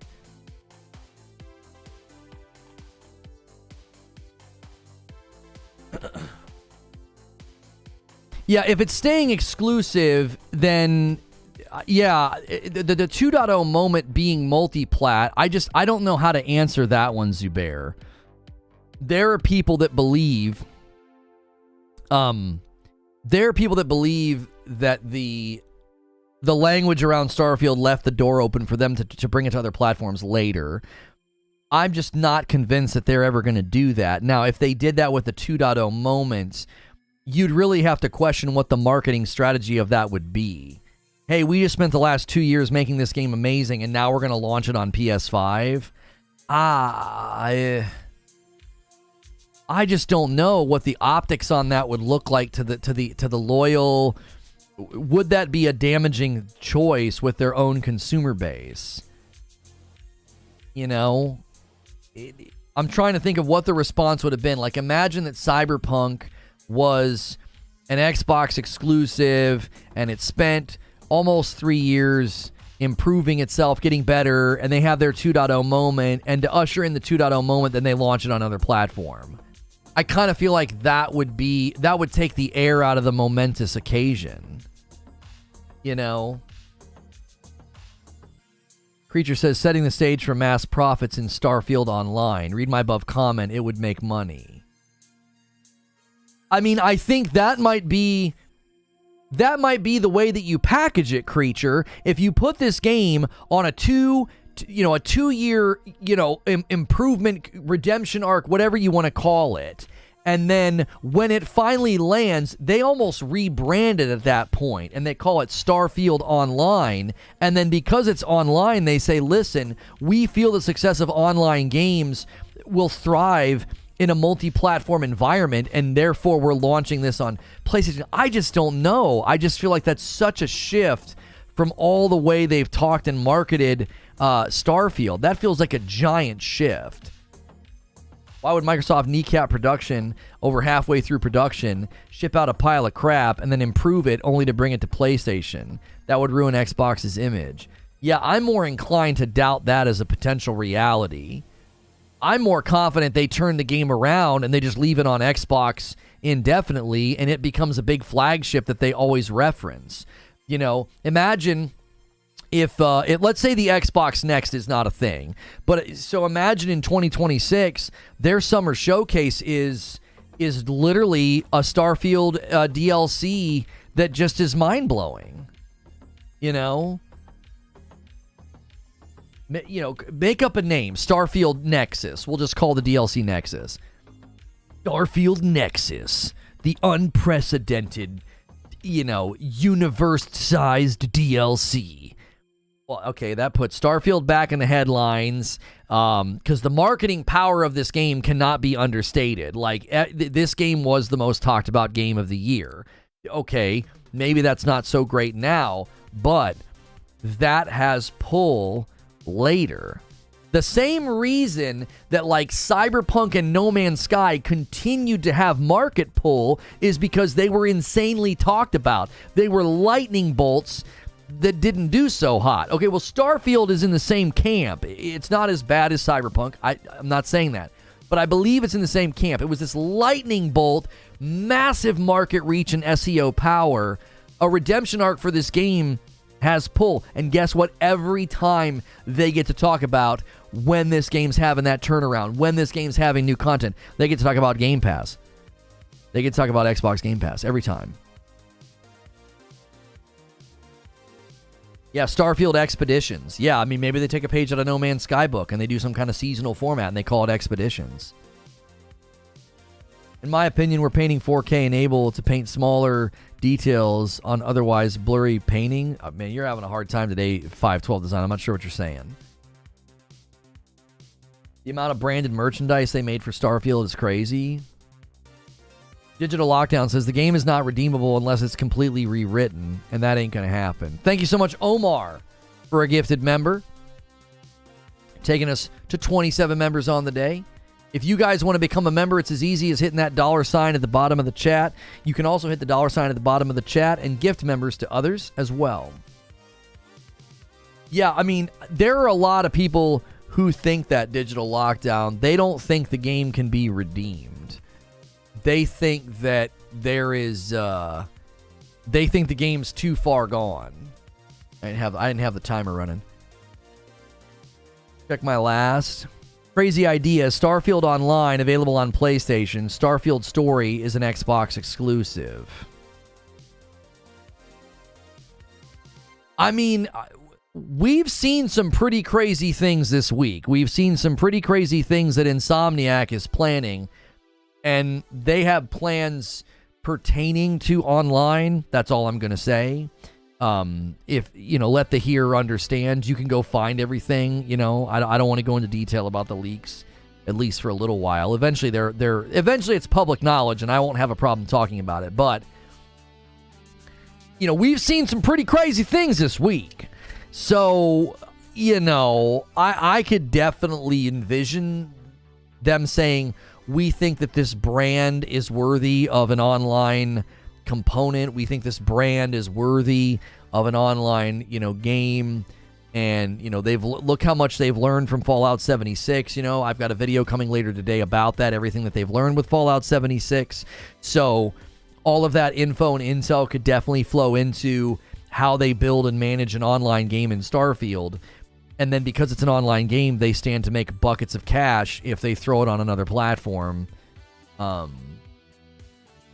don't know. Is 512 using a translator? I'm not sure.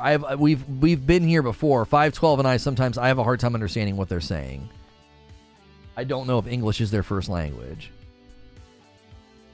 Isn't the story in Avatar supposedly pretty simple, but people are enjoying the game? Yeah, I saw a couple of tweets about it last night. I've been busy with Asgard's Wrath 2 and God of War Ragnarok Valhalla. I have not been able to go back to it. I think I'm like 40 or 50% through, and I just haven't had time to go back. And now I'm up against a wall because I want to get The Last of Us Part 1 remake played before The Last of Us Part 2 remaster comes out next month. Like I'm running out of time. I wanted to complete Burning Shores as well before the year ended. There's just too many games. I really wanted to try out Asgard's Wrath, and I've been loving that. And the rogue mode's fun, and Valhalla. Like, I'm pretty much done with Valhalla. Once I got, to the end of the story, I don't want to keep rerunning it. I've got other things I want to play, but... Lono walked away from Starfield around the same time most other people walked away from it.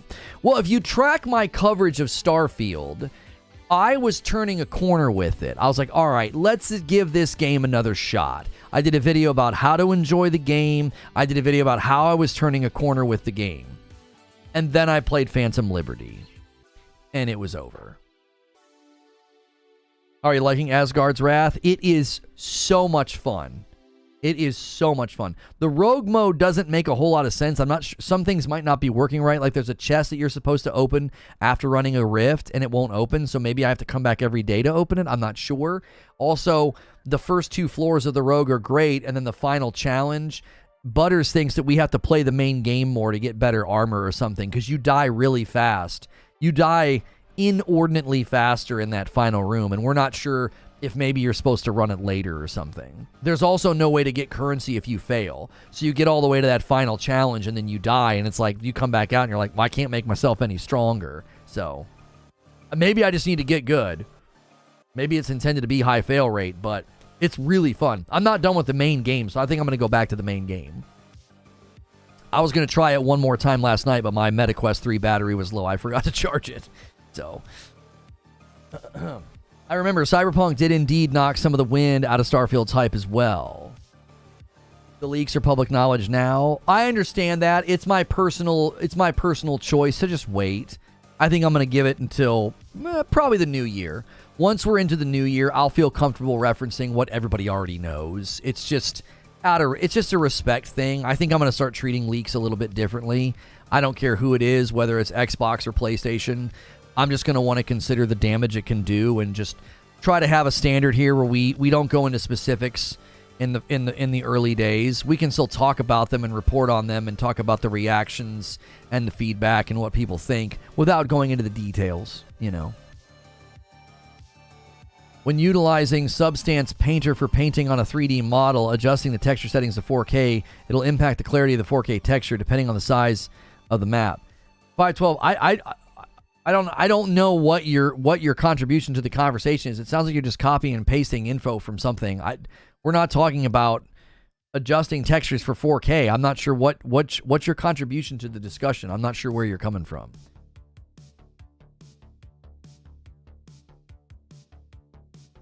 Spaceborne 2 is better than Starfield. I've not seen Spaceborne 2. It does much more than Starfield, and it's from a smaller studio. Yeah, we kind of talked about this yesterday when we got on the subject of like game prices and budgets, and I think we're going to start to see things balance out a little bit. I think you're going to see smaller studios really.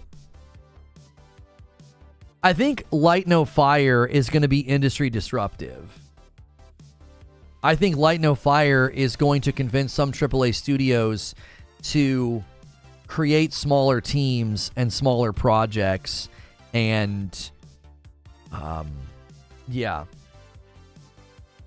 think the biggest challenge with that would be that when you do that, your operating costs don't go down, so each individual project still needs to be profitable. So maybe there's a way to do that where they bust up the company, maybe. I don't know what that's called, if there's a way to do that. But it wouldn't shock me at all if... would not shock me at all if Light No Fire is industry disruptive and it makes some studios question, do we really need to be this large? Do we really need to be this big? Trouble in mobile. Gaming's biggest deals were mobile plays. Apple's IDFA changes and post-COVID slump have led analysts and investors to question whether mobile gaming really has the continued growth potential many has thought. Look at Take-Two and Zynga. Take-Two's $12 billion Zynga deal is looking fraught. They closed the biggest games acquisition and then mobile tumbled. Sales of Zynga's top 5 games by revenue fell 23%. It's publishing fewer games and delayed Star Wars Hunters at least 3 times. Interesting. AAA gaming gonna save the day. No, I'm just kidding. I think he used AI to try to translate what he is saying. It sounds like he's trying to discuss why 60 FPS is difficult for Starfield. I've seen tech analysts that have said different, so I think there's room to disagree about whether or not Starfield can hit 60 FPS on a Series X. I've seen breakdowns and heard opinions from people that have said that they could do it. So Starfield is the best, can't get enough. Are you... Oh my gosh, I have a new feature. It's called Channel Activity. I can see everything you've said. This is fantastic. I can click on anybody's name and see your chat activity just like on Purple. I have a new thing. This is great. I'm sorry. I'm geeking out about a feature that I've been asking for forever. So when someone says, check my last message, I can do it. I can just click on your name and see it all. They did it. They did it. Thank you, YouTube. Good golly. That is going to be so helpful for a stream like ours. Super, super helpful. Especially when some jackwagon wants to come in here and be like, I've never said anything mean to you. Really? Let's just take a little peek here at what you're doing. Anyway, Tom M was his name, I believe. You can't get enough. How many playthroughs have you done? Are you doing the New Game Plus thing, or are you still on one playthrough? I'm actually interested on, like,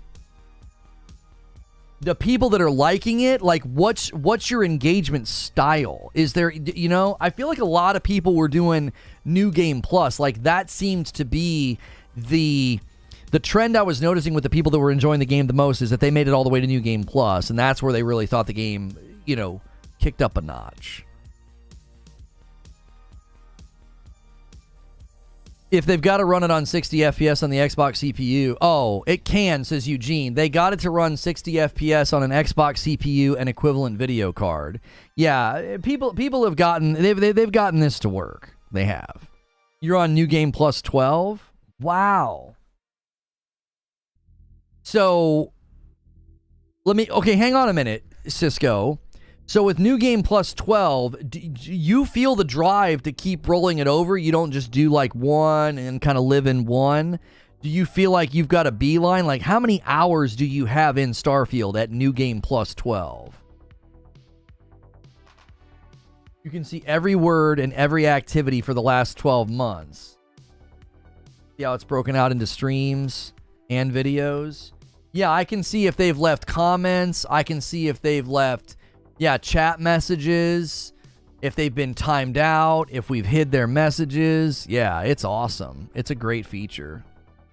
Mad props to YouTube. My history is clean. I should get special clearance. All right, Sadiqua. Let's see what we got. Let's see what we got here. Yeah, okay.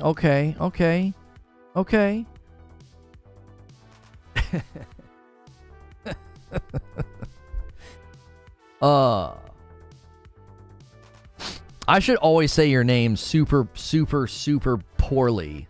Sadiqua Flowers? What was the guy's name the one day? And I called him Trevin. And I was like, oh man, I just white guyed that up, didn't I? It's got to be Trayvon. Trevin. Or was it Devin? I can't remember which it was. I was like, I totally white guided that up. I messed that up. Hey, Aaron. Yo, digital lockdown coming in. Oh, man. Telling you, Key and Peele, they need to reverse that skit. You need to reverse that skit, and have a real nerdy white guy go into a school and say all the names wrong, Sadiqua? Sadiqua? No, it's Sadiqua. Is that French? He would be so stupid.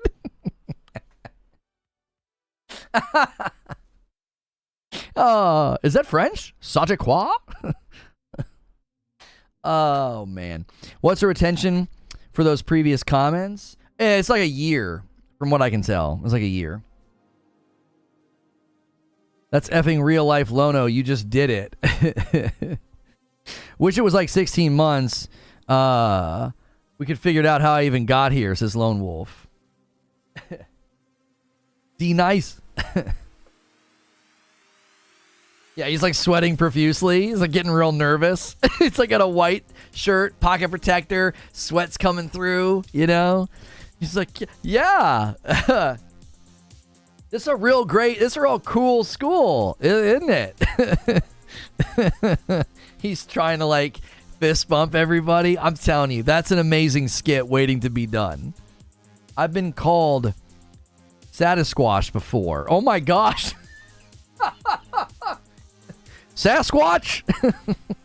Your parents named you after Bigfoot? My gosh. Hilly hijinks. You shut your mouth. 144 occurrences. Yeah, Eugene, just put random comments like that in there. Hang on a second. I want to see something. Eugene, retract that, and I want to see if I can still see it. Retract it because it's not true, but also retract it because I want to see if I can still see it after you retract it.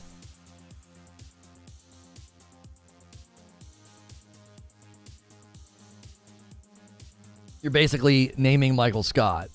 Yeah, it is very much a Michael Scott kind of a thing. It is. Kitten platter, the Dutch, I might be out of line. Stolen hamburger, can't think of a fifth. I need a tally on Zubair's top 5 jokes. I need to know how many times they're just repeated over and over. Okay, thank you, Eugene. Okay, channel activity. Yeah, it's gone. Yeah, if you retract it, I can't see it. Yeah. Okay. That's helpful. That's helpful to know. Yo, what's good, ADJC? Not significant enough of a reason to use it. It's very heavy toll to use it. Difficulty is supposed to increase with every loop, but it really doesn't feel like it, says the Cisco. I'm playing on max difficulty, and it's really easy because I did the power grind. What happens if you time out a comment? I'm going to remove your comment that said done, and then I'm going to go here. So yeah, I can view the deleted. And then if I put you in a 10-second timeout, okay, that's a 10-second timeout. I can still see everything you said. Yeah, timeouts don't remove. They don't remove your activity. That's good. That's good. Skatinator comes in with a 20 bomb out of nowhere and puts us on the doorstep of 50. This guy wants Christmas carols on Friday night, and he's throwing his weight behind it. Somebody help this man out. We're 2 away from 50. You guys could easily get us there. We've had bigger days than what we need. You guys could get us a 3K no sweat Christmas carols, drinks, and laughs on Friday night. I'll still stream with you guys on Friday night, but if you want me singing Christmas carols, you guys are right on the doorstep of 2,300 members. It's a good feature. It gives you great insight into the user's chat. It's just Trill Troll saying, I can't drive, over and over. Thank you again, Skatinator, dude. Such a positive guy. Always like having you around, dude. Thank you. I just like seeing his face. Just his avatar makes me feel good. You know what I'm saying? You can just tell. You can just tell he's a happy, positive guy. One from Lone Wolf comes in and takes us to 49 members on the day. Their ability to create interesting worlds and write engaging stories has definitely gone down since Skyrim. See, my personal take on that is I actually feel that they could get to a place where that's not even really what matters. Like, if the substance of the game just gets so much better. There's another single taking us to 50. Thank you so much, Lone Wolf, for another gifted member. Will there be eggnog? I always called it dope nog. It was just like bourbon and Coke. Anyways, I don't necessarily know if they need to go back and like try to like rewrite the stories and rewrite the dialogue interactions, because I think when you have the massive quantity of dialogue interactions in Starfield, I think it's okay if it is maybe a little less, you know. And there's the Agent of Chaos. Thank you so much, Graydon.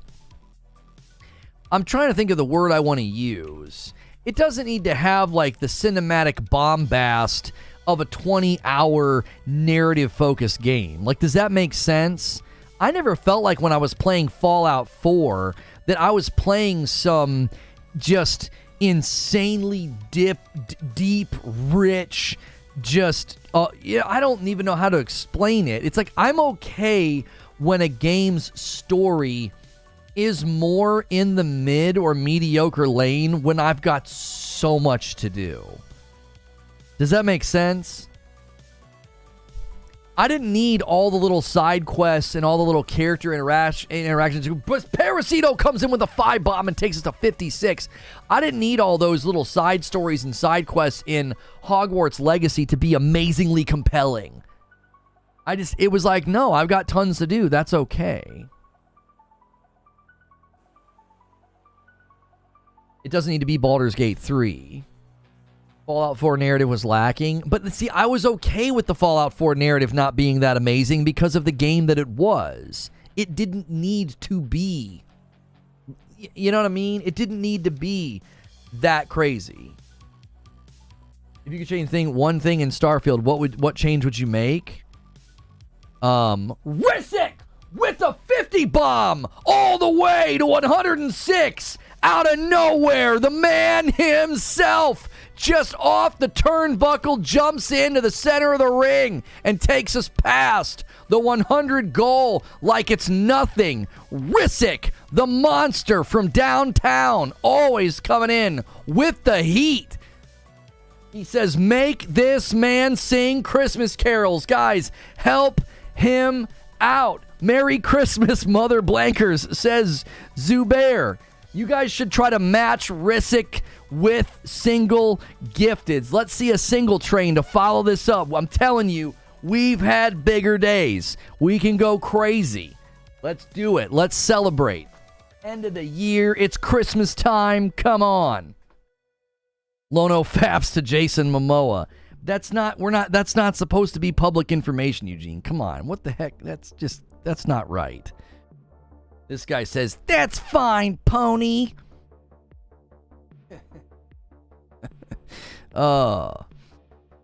Okay, what change would you make? Risic! Okay, let me answer the question. So what change would I make to Risic? Way to F me out of my answer. No. I'll give you your answer, Bob. I'll give you your answer, okay? Don't go anywhere. All right, I'll give you your answer. And a 20 bomb comes from Parasito! I can't. It's not my fault. It is not my fault. I was on the verge of giving you your answer, and Parasito stole it away. It's not my fault at all. I'm doing the best that I can, okay? Another big bomb from Parasito, joining in the push for 3,000 members. You guys are easily past 2,300. Another big milestone for the channel. All right. I got to give Bob his answer, okay? You guys need to chill. Bob, I mean it. Don't go anywhere. Okay, so here we go. What? I'm yelling. We're getting members, Mama. You do not have to sing with me if we sing on Friday night. You do have to sit here and suffer through it, yes. I'll put an order in today. Oh. Okay. Mama, I got to give Bob his answer. All right, Bob. Just keep trying to answer the question. You're going to get bigger than that PewDiePie guy. Right. Okay. So he wants to know what's the one, if I could change one thing about Starfield, like what would I change? She says the trash collecting game. So when my wife played it, she picked up so much trash she had to, and 5 bomb from Trill comes in and takes us to 131 on the day. She picked up so much stuff that she became overburdened, so she kept dumping it into the robot, and then the robot he got weighed down too. He couldn't even walk. He was like,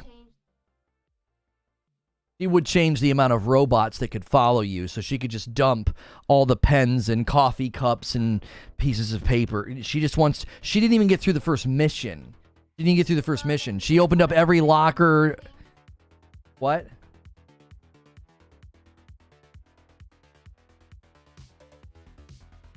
She doesn't want to fly. She just wants to teleport. Okay.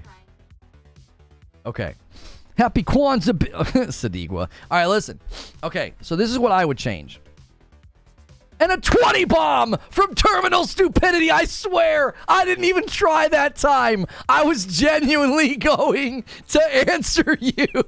151 on the day. The 20 bomb comes in and disrupts me trying to answer Bob. Bob's never going to get his answer. Bob, don't go anywhere. I'm dead serious. I'm going to answer you. Seriously. This is amazing. 151 members on the day. Thank you so much, Terminal Stupidity. The difficulty with picking something to change in Starfield is there was actually a lot of things that sort of worked against my enjoyment. It sort of felt like death by 1,000 paper cuts. But if you're going to limit me to one thing, right? If I can only change one thing, I would probably pick the way that the inventory shooting aspect works. I don't know what to call that, right? I don't know what to call that.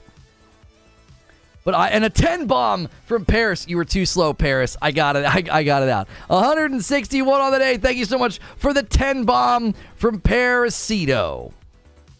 Anything I can do to help you out, dude? I appreciate it. It was funny. It ran its course. Why my answer did get interrupted by Parasito. I wasn't quite done talking about it yet. I wasn't quite done. Happy winter solstice, mother to Zubair.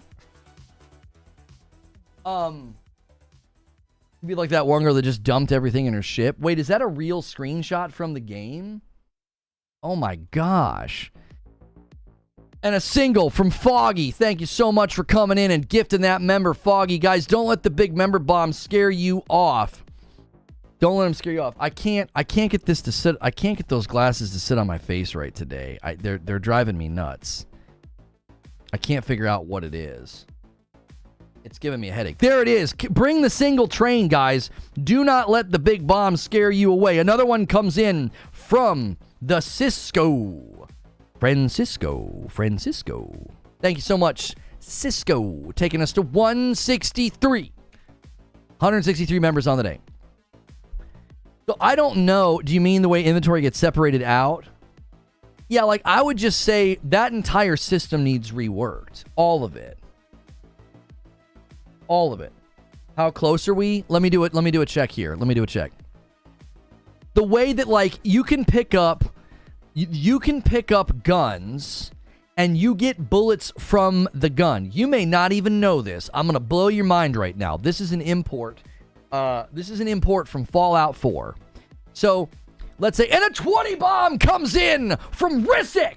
Risic takes us to 183 right there, just like that. Blowing past 175 and on our way to 200. Thank you so much, Risic.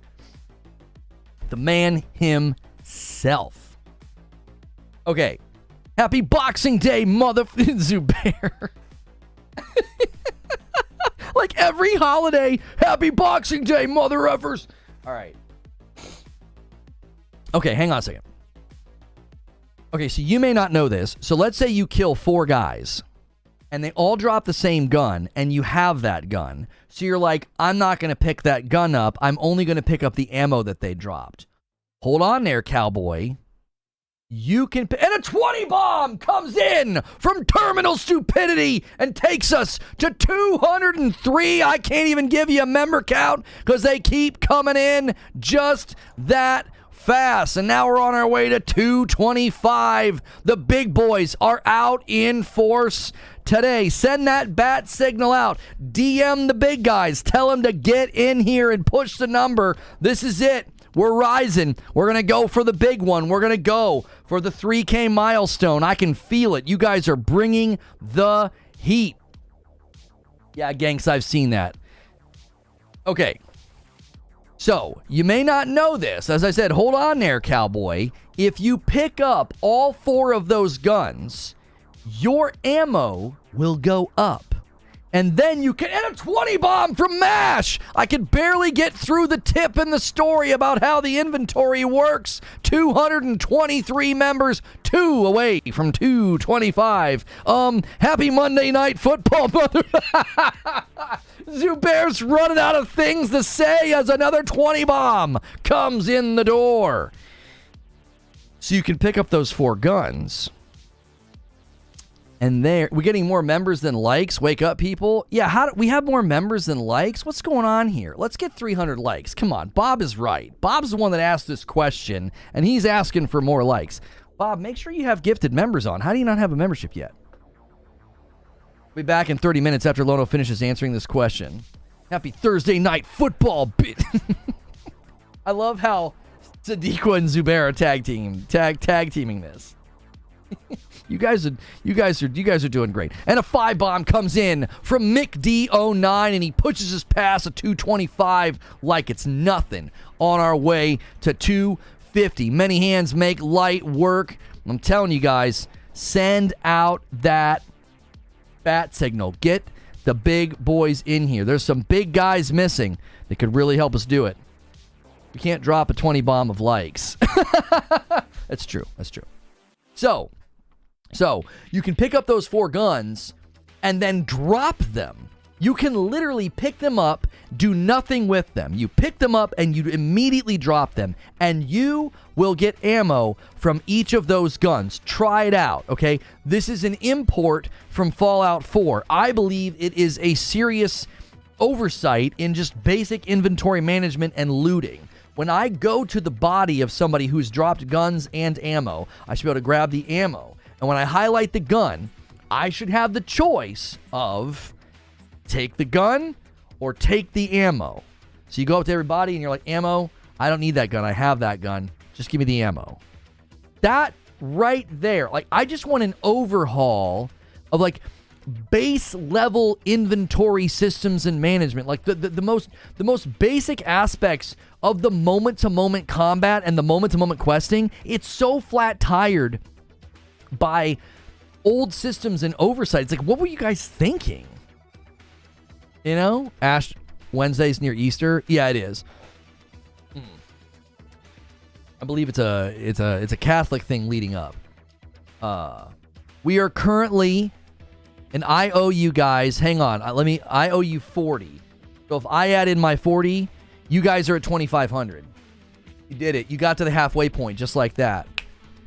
Just like that. We're with my members that I owe you, we're at 2,500. Install a mod. Dude, I don't want to install a mod. Like what? That's never the answer. It's like they made this game this way.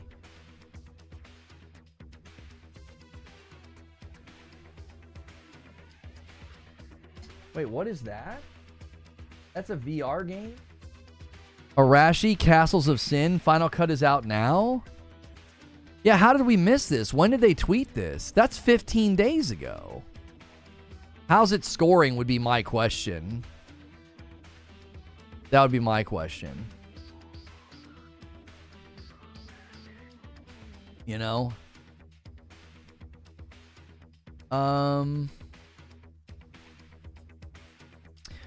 Back again, working on a game called Night Feed.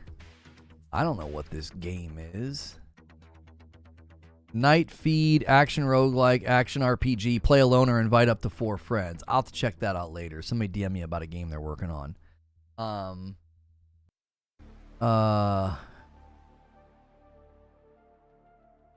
Okay.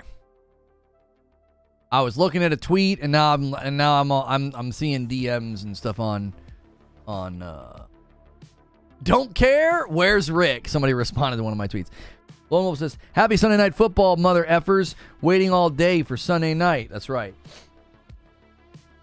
Honestly, do we all want Starfield to be fixed, says Zoe. I feel like Bethesda's time would be better spent moving to Elder Scrolls 6. I actually don't agree with you. I think, thank you so much, Micah Silva, for gifting a member.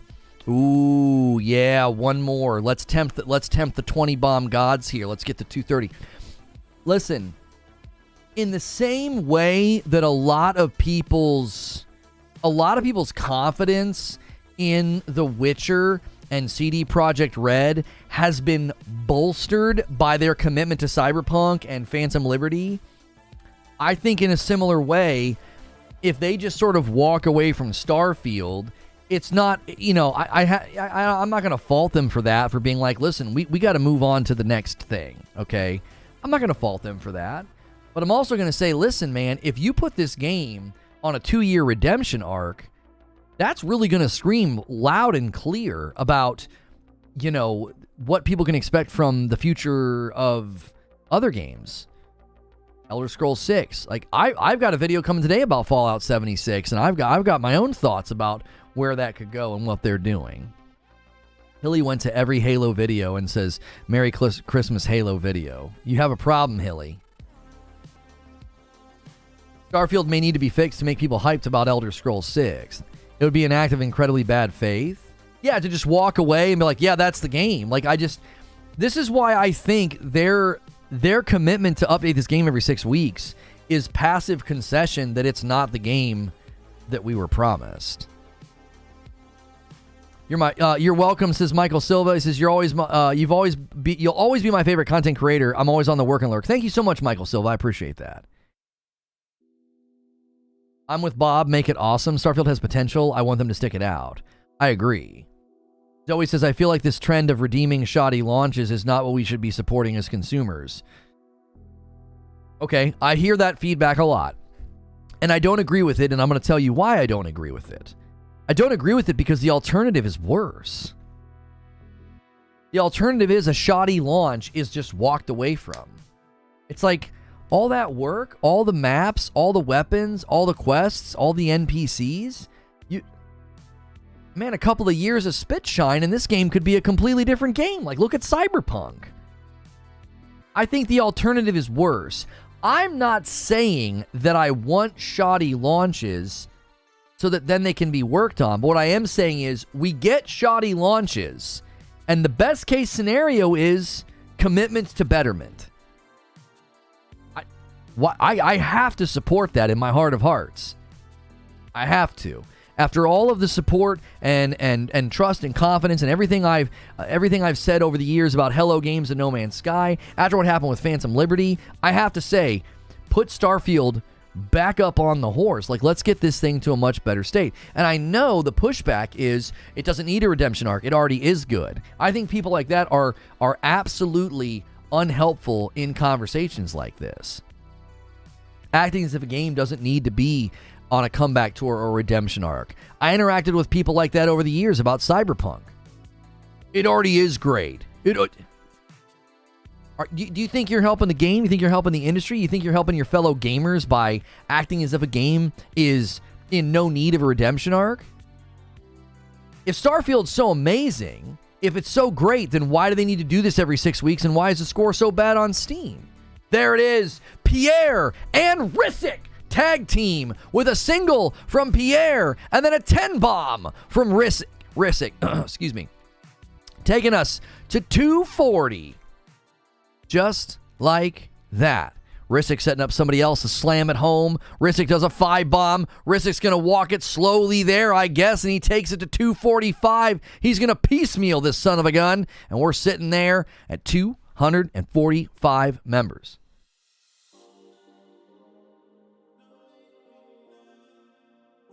If they could just fix space exploration, getting rid of the load screen would be epic. I just don't know if that's possible. That's one of my other concerns about them pulling this off is just engine constraints. Making improvements to a good foundation is different from tearing up and rebuilding the foundation. Starfield needs its foundation rebuilt, in my opinion, says Nova Hands. And another 5 from Rissick, all on his own. He's just batting the ball back and forth to himself right now and takes it to 250. Thank you so much, Rissick. Fithar says not on that engine. And a 5 spot from Momo the Cow. And the Agent of Chaos is Pierre with a single. Risic tried to be his own Agent of Chaos, and he gets beat by Pierre. Momo the Cow, the $5 Super Chat tip says, why does the game of the generation need a redemption arc? LOL, thanks for the great content. Thanks for the awesome content. Thank you. Happy National Mutt Day, says Sadiqua. And now we are at 252. Thank you guys so much for those single gifteds. I love the competition for Agent of Chaos. Pierre just swooped in. I still think even an engine change after how Bethesda and Todd chose to design games, the engine isn't the only antiquated thing about Starfield. The entire structure is dated. I know there's like that 8-hour long video where, didn't the guy do like an 8-hour long video talking about, you know, why he thinks Starfield's so bad or whatever? And a 5-bomb from Detonator says, we're not done yet. Let's get a little bit closer to the goal of singing on Friday night. Thank you so much, Detonator. My PC VR bud loves it, but reviews say it's breaking basic rules for those that physically turn. Sitting at a 22% right now. Oof. Assume it's a skip for now. Come back later when it's fixed. I think we're experiencing a land rush in VR. I think people are rushing their games to market because they feel like if they're first, they'll be able to really capitalize. And I feel like what that's leading to is low quality games. I think people thought this was going to be like No Man's Sky, which is incorrect. I wanted No Man's Skyrim and I got Fallout 5 in space. That's what I feel like. The NPC interactions, the way the quest design's set up, the way the inventory's set up, the way the guns are set up, the way the skill tree is set up. I was hoping for No Man's Skyrim, and I got Fallout 5 in space. And that doesn't mean it can't be enjoyed. That doesn't mean there aren't things worth playing and doing and experiencing. But it ain't what I was looking for. You know? It's wanting the Red Ryder BB gun, and you get a fire truck instead. It's like, fire truck's not bad, but it ain't the Red Ryder BB gun. Like, it's not what I wanted. And that doesn't mean that I'm owed that. It's just when I looked at the marketing and I looked at everything that they were doing, I think a lot of us thought we were going to be getting No Man's Skyrim.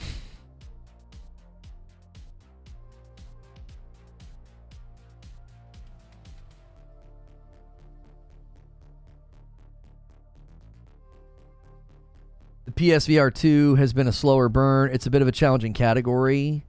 Although the own sales are going well, Sony remained committed to the virtual reality products and added, I think there was a higher expectation generally for what VR would do to gaming. I think it's just going to take a while. Hilly says, if we beat my birthday total, I uninstall Halo Infinite forever, not Master Chief Collection.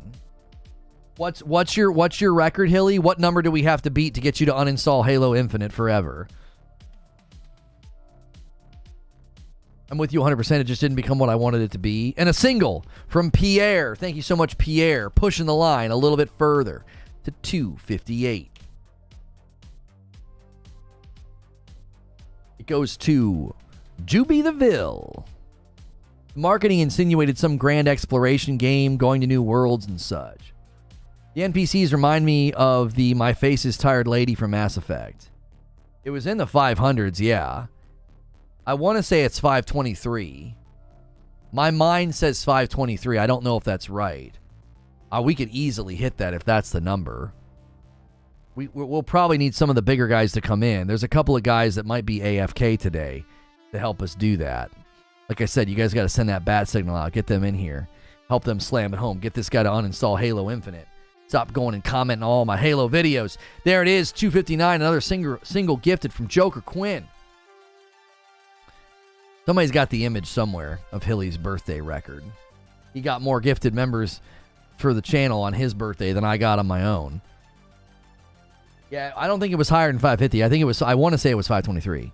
Do you think they can get the space flight to be more like Elite Dangerous? I'm not familiar with Elite Dangerous's space flight, but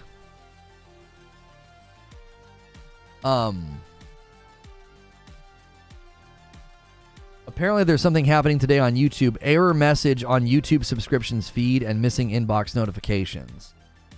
That might be... I thought that we were going to have a slightly higher turnout today for this topic because we haven't touched it in so long, and every time we touch it, we usually have pretty big turnout. Looks like YouTube has an error today. A lot of people probably didn't get notied, or I'm not in their feeds. It did seem to be a tad strange. Usually when we take a month and then circle back to something like Starfield, we have a very strong response from the audience. It's just better to wait on topics like this instead of like hitting it constantly. And it did feel different today. And apparently YouTube is saying there is a known issue. So if you're not seeing videos in your subscription feed or in your inbox, that could be potentially why. Lone Wolf's got the picture. What's the number? I can't. Hilly's birthday. 502. Oh my gosh. That's so... Unlabeled is my birthday. 502. No, come on, guys. That's easy. If we can beat Hilly's birthday record of 502 members, he has to uninstall Halo Infinite. And that would be 20. That would be 100 members from me. And that would be another 200. So that would be another 340 members. Would that be enough for the singing all in one day? That would take us to 2,800. Tell you what, you guys do that today and you don't even have to hit $3,000. I'll take it. I'll sing. If you guys hit that number, if you beat 503 and he has to uninstall Halo Infinite, I'll do it. You don't even have to hit $3,000. Making Hilly uninstall Halo Infinite is enough. That's enough for me, dude. What's your record? We have the record saved somewhere. I can't remember. I don't know what the record for most is. Yo, Merry Christmas, Ginger. I want Hilly to suffer by continuing to have that game. Oh, for Pete's sakes. Bigmeyer says, game companies won't get better unless they suffer serious setbacks. Bethesda fans keep supporting the trash fires Bethesda puts out instead of skipping it and playing on one of their millions of games. Now, hang on a minute. Hang on. I don't agree with you. A 5-bomb from Zubair. Zubair believes in miracles, and so does Ginger Prime with a 10-bomb. That's 15. We can easily make him uninstall. That's 264, 274. There it is, one away from 275. We can make Hilly uninstall Halo Infinite. Come on, dude. I think it's like 600 something, Vithar. I think you're right. I think the record for the channel, most members in a day, is like 673. We only need 503 today to make Hilly uninstall, and we're more than halfway there. We're more than halfway there. Merry Christmas. Yeah, Merry Christmas to you as well. I should probably get Ginger's address and send you a Christmas card, man. Known each other long enough. Happy International Volunteer Day. Sadiq was committed. I love it. ADHD stream. Well, it's kind of hard when we're getting big gifted members. So, Jigmeyer, let me say this. Pierre with another single. Thank you so much. And that is it. That's the 275. And there's Agent of Chaos. And there is somebody else trying to get Agent of Chaos. And now the next goal is 300. Thank you so much. Agent of Chaos goes to the Superfly. Lone Wolf. He beat you to it. Sorry about that. What I was going to say, Jigmeyer, was if what you're saying was true, I don't think the user score would be where it is. I think the user score and the engagement, the fact that Skyrim and Fallout 4 have more people playing with it, I actually think the Bethesda audience has done what they need to do. They've sent a loud, clear message that we didn't like this game that much. Does that make sense? I'm not calling the game trash. I'm not calling it a failure or a flop. What I'm saying is I actually believe the Bethesda audience has communicated that to Bethesda with their behavior. I think that's why they're doing this. We're going to update the game every 6 weeks. We're going to talk to you about the DLC. We're going to do all these things in 2024. I think Starfield in 2024 is literally Bethesda saying, our audience, let us know what they think, and it's not all that great. Now, obviously, they tout these engagement numbers at the very beginning of that same blog post, but this isn't necessarily the whole story. The whole story is a score that continues to drop on Steam, player numbers that are lower than much older games from Bethesda. I think that does communicate to them that, listen, man, this game's got its work cut out for it. It's not what we were hoping for. It's not what we wanted. It makes sense, but I still play Fallout 76, and the fans pay yearly for reskins that 76 has. Fallout 76 has plans for next year, too. It's not the only thing from Bethesda that's looking at 2024 and saying, we've got work to do. We've got things we want to do. You know? After having played Star Citizen, says Ginger, I can say I wish Starfield had that level of travel between locations. I think I would be willing to accept some of those rough edges. Infinite with a single gifted. Man, single gifted train will get us there, guys. Seriously. If we can get to 502, we can make Hilly uninstall Halo Infinite. There's almost 500 people here, man. You'll only need maybe half of you. Throw $5 on a fire and make this guy uninstall the game. I think I would be okay with some of those rough edges of like loading screens and travel, Ginger. If just like the moment-to-moment inventory management and ammo economy and just in general like the combat, if all that was made, give it that bump, give it that uptick of better quality, more enjoyment, more just a better and more fluid content loop. It's so much of the game just feels very, very flat tired. I'm glad I played Starfield before Star Citizen. I really enjoyed Starfield. Infinite says, ho, ho, ho, mother.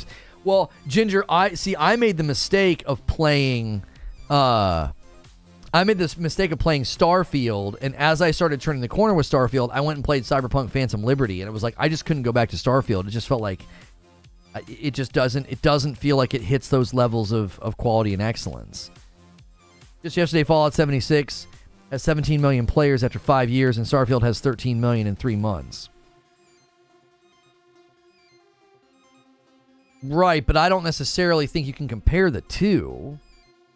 Fallout 76 having 17 million after 5 years is an achievement because of how abysmally it launched. It's not hard to come close to that number with a far bigger and far more anticipated title, and it was on Game Pass day and date. I mean, you had 25 million people day one that could log in and not spend a dime. I mean, I just don't think there's a fair comparison.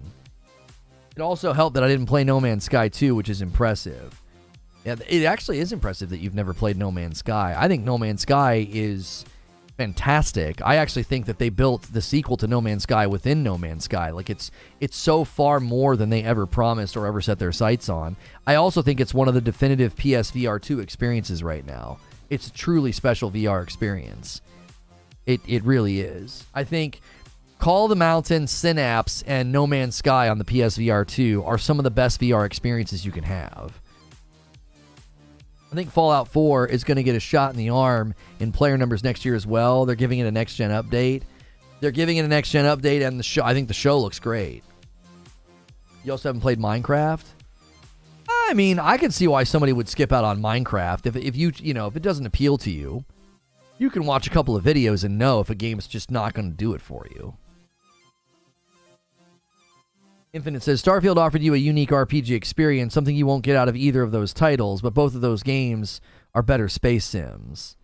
I don't know if I would argue that Starfield offers a unique RPG experience. It very much is. If it was called Fallout 5 and the premise of the story was that we had to leave Earth and go Starside because the Fallout got so bad and vaults and bunkers were no longer good enough and we had to leave planet Earth, I don't feel like the game, you would believe that. You'd be like, oh yeah, it's another Fallout. So much of the game it's just Fallout. Like, and that's not a slam, but like, I don't think there was any deep sense of innovation or evolution within the RPG space. I just don't think there was. That doesn't mean it's bad. That just means I don't agree that. You can think that. I'm not saying you can't think that, but I don't agree. Check my last comment, please. All right, hang on. With this new feature, I can. Do you still think 1,000 procedural planets over a handful handcrafted planets was the better choice? I love this new feature. Being able to see your chat history is just amazing. Yo, what's good, Javier Cotto? I would argue that Starfield offers a unique RPG experience. You think it does, Ginger, but the commenter's 100% spot on when it comes to Space Sim. Wait, so you agree, Ginger, that it offers a unique RPG experience? Because if you think that, I would want to know, how is it unique when you compare it to Fallout 4? New feature, do tell. I can click on your name, and I have a new button called Channel Activity. I can see anything you've ever said on my channel in the last year. Every comment on a video, everything you said in my chat. It's fantastic. It's the feature that it's the feature that Twitch has. We've been asking for that for a long time. Somebody's like, hey, can you check my last message? Or somebody's like, I've never talked crap in your chat. I'm like, yeah, huh? Let me see. I think it's bad personally. He's here. Yeah, Javier Cotto's here. Yeah, Javier Cotto carried our membership on his back for like 2 months straight. So I think Javier Cotto might be tapped out. You guys can't be calling on him to come in here. There's some other folks that lurk and listen that may not be here today.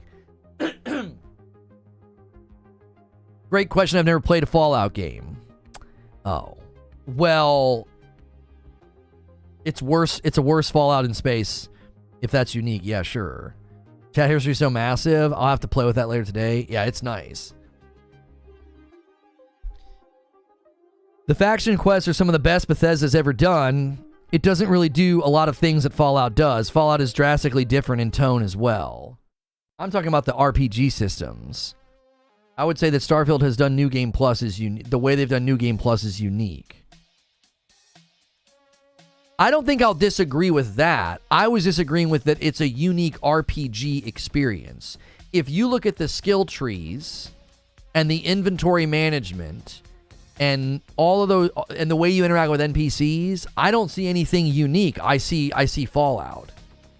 I'm not saying that's a problem. I'm just saying I don't think you can give it a gold star for being, oh, it's a unique RPG experience when you can boot up Fallout 4 and see very, very similar skill tree systems, NPC systems, questing systems, all of it. Like, I don't see anything unique.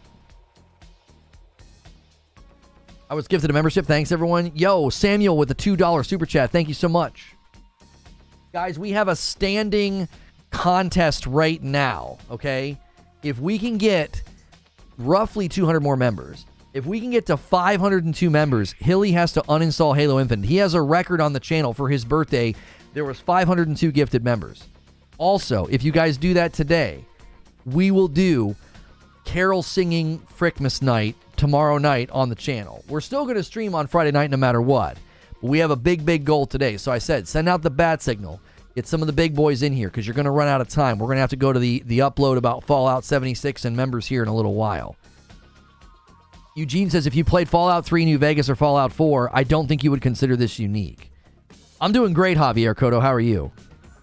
I think that's the issue. Thank you so much, Joker Quinn, for coming in and gifting a member. And another one from Rygen. Oh, there it is. A nice 280 out of 30 setup. We'll see if you guys can tempt a big boy to drop a 20 bomb. Thank you so much, Rygen and Joker Quinn.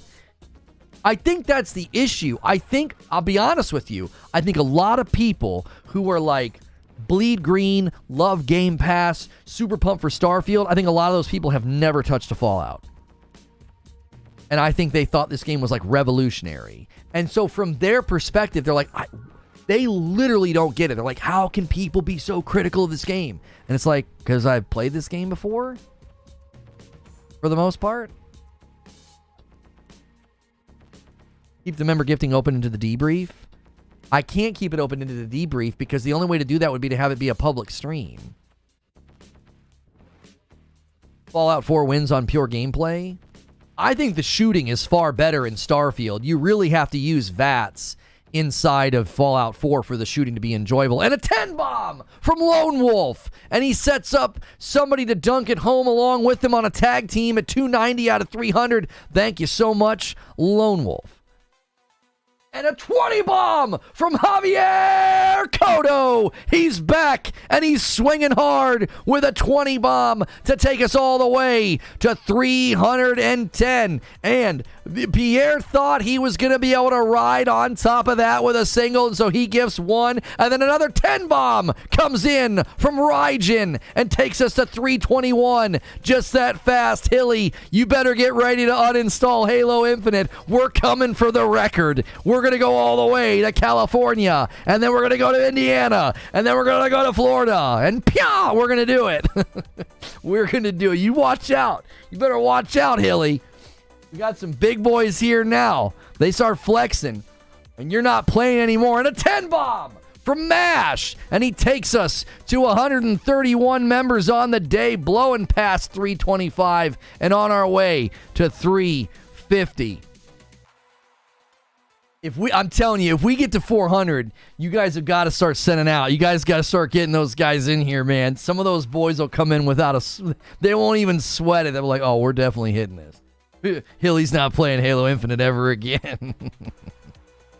That is such a great clip.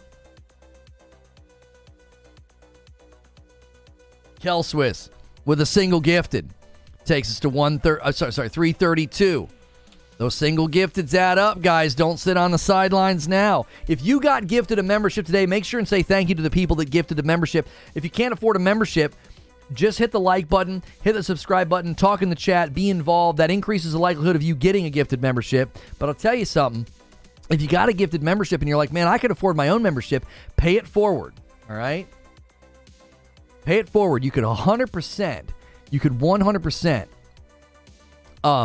gift that forward. It's only one at a time. It's $5. You hit that dollar sign at the bottom of the chat, and you can do it. I want like 5 hayas when you pass Hilly. Well, I don't know about that. I don't want to shred my voice, you know. Anthony Robbins says, thank you guys, by the way, from those of us that can't afford our own. There are plenty of people right now that cannot afford a membership. I'm going to gift the memberships that I owe you guys when we're all said and done. I'll do that in the upload. We have a Fallout 76 upload coming up, and currently I owe you guys, what is that, 65. I owe you 65 members currently.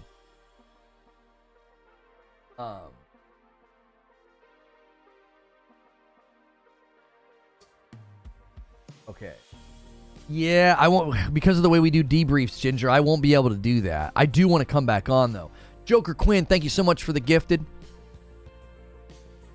Because of the way we do debriefs, I can't send people there. I could send even the debrief. I can't, because we go from debrief to writer's room. I could send the writers if you're still live by then, but I don't know how long your podcast will be going. I'm not saying unique in terms of something we haven't experienced. I'm comparing it to No Man's Sky and Star Citizen. Yes, their games share very similar systems. It's not unique to Bethesda games. Yeah, here's the thing. Hilly has 875 lifetime matches in Halo Infinite. Come on, guys. Help us torch this guy's install. We can do it. Figured? Yeah, we literally daisy chain the day. Yeah. We can definitely, give it a shout out and give it a mention to people and say, hey, head over to Ginger if you can't come to members.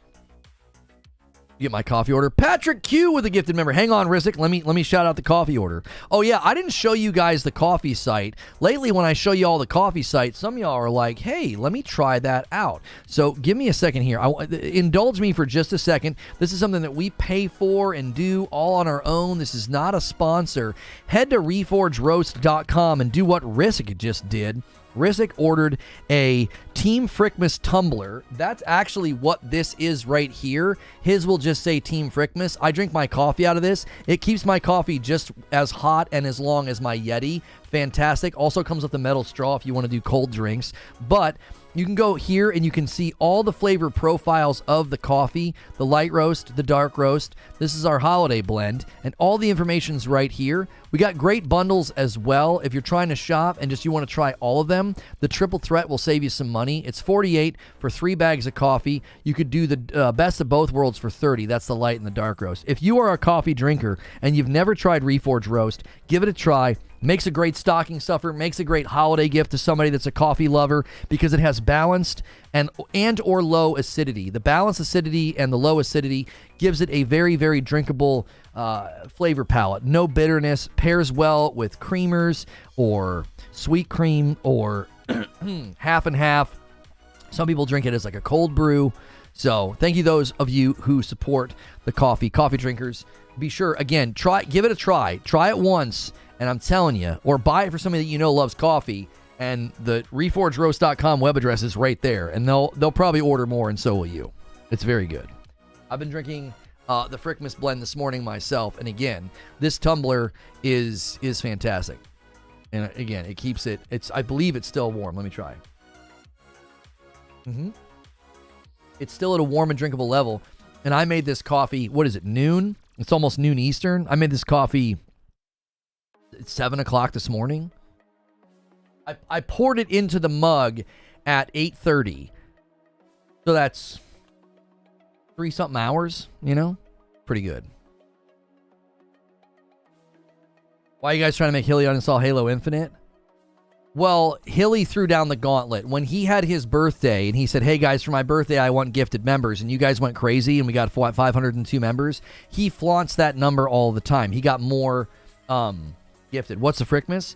It's a seasonal flavor that we do for the holidays, the Frickmas blend. It's a medium roast coffee. And it's got all the information on the back. I should probably start showing you guys the bags too. Great. It's got a tear and reseal at the top, so very, very convenient.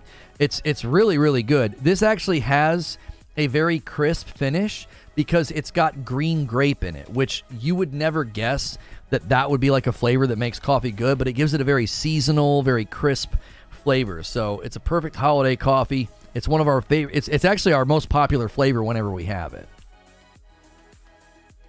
Gaming merch update? Not yet. Thanks to those who has paid for the subs. That's right. I love Halo personally, and I play mostly on Xbox, but this topic and monologue was super on point. I agree with basically everything said in it. Thank you, Mash. I appreciate that. Hilly's like, I think it's time we go to members. Yeah, Hilly doesn't want you guys to hit it. He's trying to cut things short. We're at 334. We're close enough to noon. I can only push it by 15 minutes. So you guys basically have 20 minutes if you want to scramble and break this record and make this man uninstall Halo, and you will also unlock, the Christmas Carol thing. We used to do 5 nights of Frickmas, and I just don't like doing it anymore because it's very, very difficult with my schedule to do 5 nights of Frickmas. I'll give you a night of Frickmas with Christmas carols. Maybe I'll even read some Christmas books to you. But you guys have got to hit this record today. If you don't hit the record today, you're going to have to push for $3,000 tomorrow, which is going to be really, really difficult. Because currently, I owe you guys 60, and my 60 takes us to like over 2,600. And so if you guys hit the record, if you break the record, that'll be 2,700, and that'll be another 40 for me, 2,740. That'll be close enough for me. And again, you're going to make Hilly uninstall Halo. He threw down the gauntlet. He doesn't think you guys can do it. It's a good topic. He says easy W for me. He's trying. I'm telling you, chat, you guys let this guy saunter in here and do this. He did it on my birthday, and you're letting him do it again. And a 10 bomb from Cardoc Ren. Good to see you, Cardoc. Good to have you here. Cardoc regularly gifting members, and he says, let's go for it. And C. Anderson renews their membership 2 months. Oh, Christmas tree. Oh, Christmas tree. Thank you so much, C. Anderson. I want to talk about any YouTubers, bro. That's not practical. Oh, is somebody talking? Is there any fellow YouTubers you want to talk crap about? Drama means clicks. Oh, I don't do that here. No. I've one time this year, I called out bad reporting about ABK, and I committed to just not doing that anymore. Now, when I say, what are some of the reactions we're seeing out there, I will cite reactions that certain people have said, but I won't tell you who said it. I'm not going to be like, well, so-and-so said this, and I think they're an idiot. I'll say, yeah, I saw some people saying this, and, I don't agree with this take, and here's why I don't agree. I just think that's a more enjoyable and charitable way to have, the conversation. And drama generates clicks from the type of people that I don't create content for, right? I don't like to moist critical, more like dry critical. Like, really, really bad drama. Like Rodney Dangerfield, you know? Moist critical, more like dry critical, am I right? Can't get no respect. And people are like, are you trying to actually start a fight with Charlie? And that's not even good smack talk. That would actually be a pretty funny bit if somebody created a channel where they did, like, the cheesiest smack talk ever of, like, other content creators. And they really stuck to it. I think that'd be entertaining. Alec Trev says, thanks for your continued coverage of so many interesting games and topics this year, Lono. Best of wishes to you and your fam as you head into the new year. Thank you so much, Alec Trev. I appreciate that. Yeah, drama's in another castle. That's right. How far into Starfield did you get? Because I feel like, personally, the game gets better the longer you play. I started to turn the corner with the game when I did the quest on Neon. It's like a clandestine quest. And I was like, oh, this is pretty good. Like, okay, the game's kind of starting to turn for me. Like, I came out to outer space, and that spaceship shows up. Say that 5 times fast. The spaceship shows up. And it shows up, and they start talking to you. And like, I feel like the story took on an interesting turn there.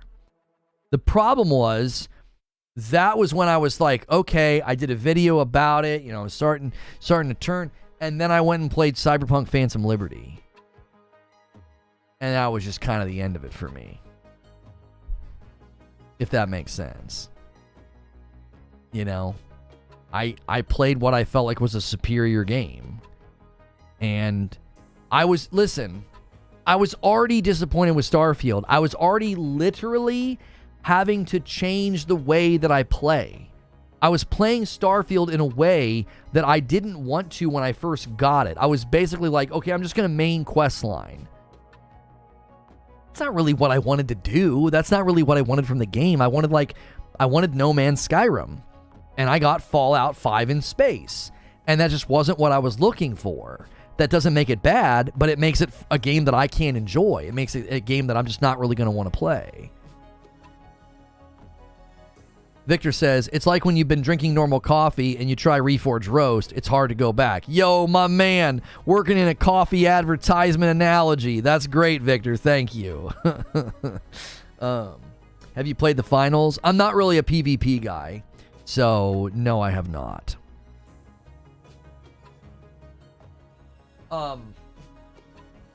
So, all right, you guys have 13 minutes. Hilly's Halo Infinite install is gonna live to see. It's gonna live to see another day. It is. You guys had to put out the call. You guys had to get some of the big dogs in here, and we're gonna have to let him live to see it. I mean, I don't know. You guys might scramble in 13 minutes, dude. I don't know. You can put a bunch of back-to-back 20 bombs and 50 bombs. Stranger things have happened on this channel. I've got to get everything ready though. We're going to do, I've got a video on, we thought it would be good since we talked about Starfield in 2024 to talk about Fallout 76 in 2024. They've got some plans, and I actually am very intrigued. I'm actually considering trying out the game, to be quite honest with you. And that says something. And this video, I actually get to talk about the TV show, because I don't really get to talk about TV shows and movies on this channel, because that's not the kind of channel that we run. You can't, like, all of a sudden start doing, you know, that kind of content, because you'll confuse YouTube. They'll be like, what kind of channel are you? I'll leave for 10 minutes and do some housekeeping, and we're at 3:44. Yeah, dude. It went kind of crazy. It went kind of crazy, Paris. It really did. All right, let me switch this to members. There we go. Yes and yes. Okay. That is set up. All right, let me schedule the premiere now. Fallout 76 in 2024, man. They got some ideas. They do. They got some ideas. They're thinking about the future, and I think it's impressive after all this time. I really, really do. I think it's surprising. I'm curious about the financials. I'm like, I don't know how you do this. Oh no, schedule the next stream or the content flow worked. You'll end up in writers too long. You have to write the monologue in the morning. Hurry up, man. Look at this man. Look at this man being scared. He's like, hurry up, dude. Hurry up. Schedule it. Haley, you're going to live to fight another day. We've only got 10 minutes. Take a screenshot of something on Twitter that you might find interesting. Okay. We've got 10 minutes. We've got 10 minutes. And the call has not gone out. I'm telling you, Haley, you're living to fight another day. You don't need to rush me. You're good. You are good. All right, hang on a second. Where did you send it, Paris? Oh, you sent it as a D. Hang on. Yo, check this out. You are short and have small hands. Like, why? This aggression will not stand, man. Like, this aggression will not stand. That's just uncalled for, man. You know?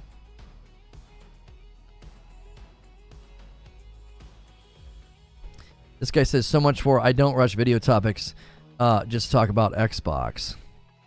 A blog post yesterday before I wrote and planned my show. Take a walk.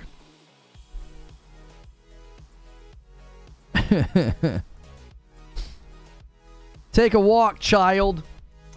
Reforge energy drink, I'd buy that. I don't really feel like that's in our purview target audience. I don't think so.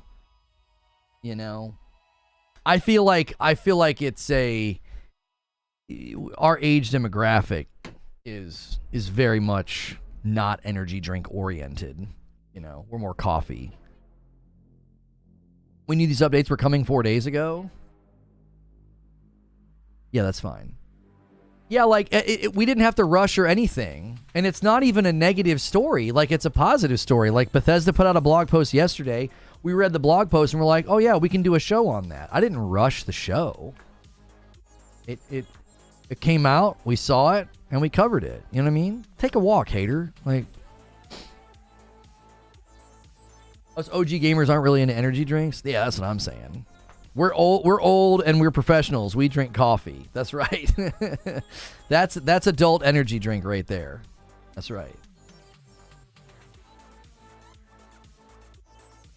I'm an energy drink guy. I would buy Reforge Energy. I mean, we'd have to pull our audience to see, because I mean, there's definitely some companies we could potentially reach out to, but I don't know. The problem is I can't drink it. You know, AOZ gifts a member. He's like, come on, boys. I believe in miracles. Let's get this done. You guys are running out of time. You have 8 minutes. You have 8 minutes to get 150 members. 8 minutes. To try and do a bourbon flight or something. I feel like with bourbon, you'd have to be dealing with the FDA. With coffee, you don't have to deal with the FDA. I don't want to do anything that requires anything with the FDA.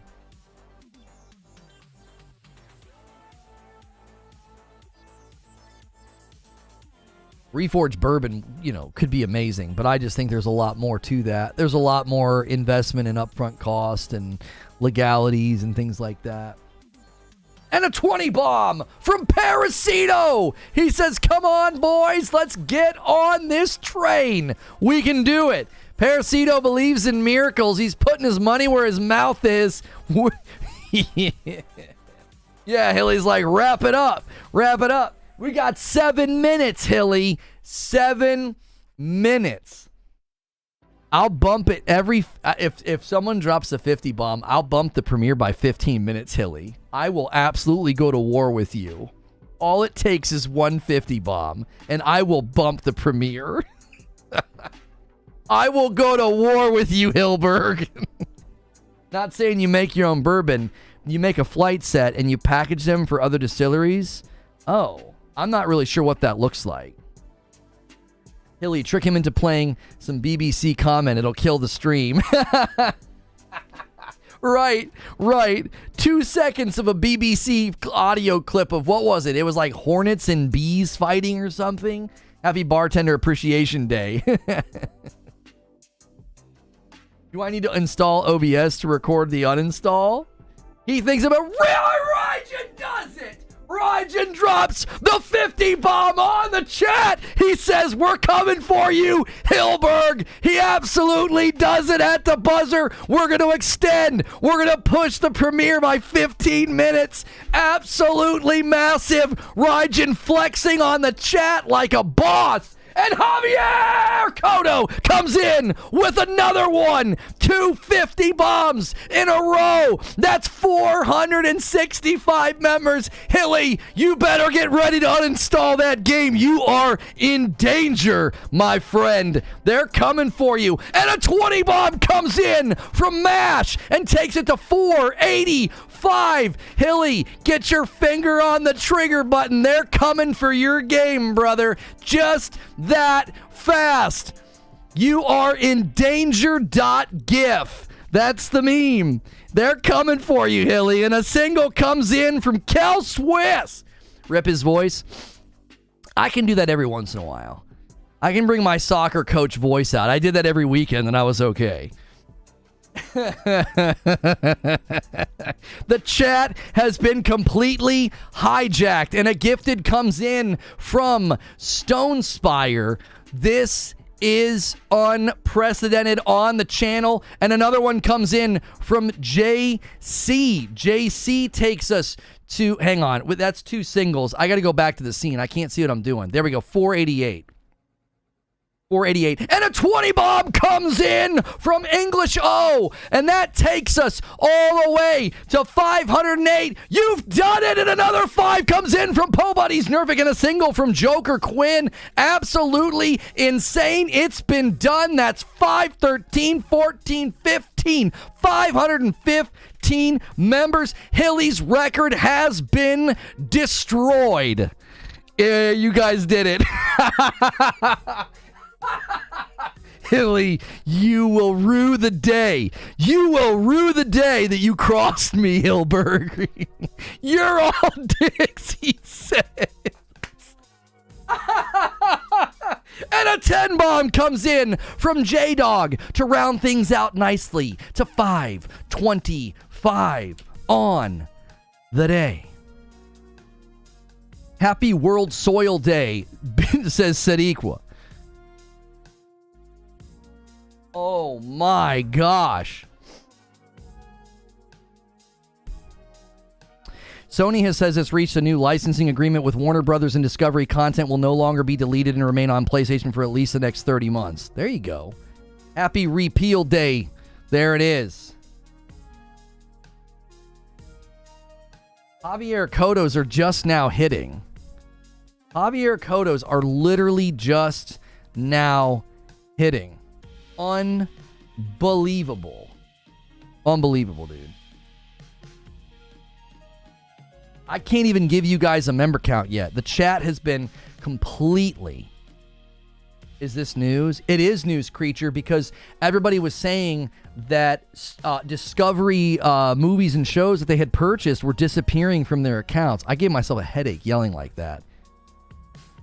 Yo, guys, thank you so much to everybody that went crazy. Rygen kicked it off with the 50 bomb. Javier Cotto tag teams on the 50. MASH with the 20 bomb. English with the 20 bomb. The 5 bomb from Po Buddies Nerfic. The single from Darth Nihilus. And J-Dog with a 10. Just absolutely insane levels of generosity. You talk about a Christmas miracle. We're going to get Hilberg to uninstall Halo Infinite. And I got to sing Christmas carols on Friday night. Going to be a good time, guys. What a way to go into the Christmas weekend. Thank you so much, man. Absolutely stellar. Do me a favor, though. We need some likes. 70 likes. Let's get 400 likes on this video, okay? YouTube was having some technical issues sending out noties and putting this on sub feeds, and it really hurt us a little bit. So currently, I owe you guys 105 members. 105 members. I don't even know if the member count's going to be accurate. We might have to wait a little bit, but currently it tells me we are at 2750. So my 105 takes us to 2850. 2850. That's close enough to the $3,000 stretch goal. The only fair thing to do now is to have Halo Infinite game night.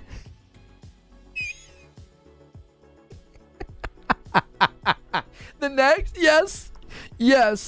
The next Hilly hijinks. The next time Hilly joins me on a Friday night, we will do a community game night with Halo Infinite, and he will help me shoutcast, and he will not be allowed to play. That's the best. That's literally the best. I don't get to hear you sing, please don't. I just wanted Hilly to explore his backlog a little. Oh my gosh. A licensing agreement was expiring, and if you didn't have the downloads, you'd never access it again. Yeah, the licensing deal was going down, and if you didn't have them downloaded, you wouldn't be able to go get them again. You'd have to have them already downloaded. Even better, we get to listen to Lono sing while roasting chestnuts by the fire. That's right. Hilly is so mad. Hilly's mad. And the funny thing is, it's 12:15. You guys did it before the buzzer. I had the premiere scheduled for 12:15. I bumped it to 12:30. So now we just got to hang out for 15 minutes.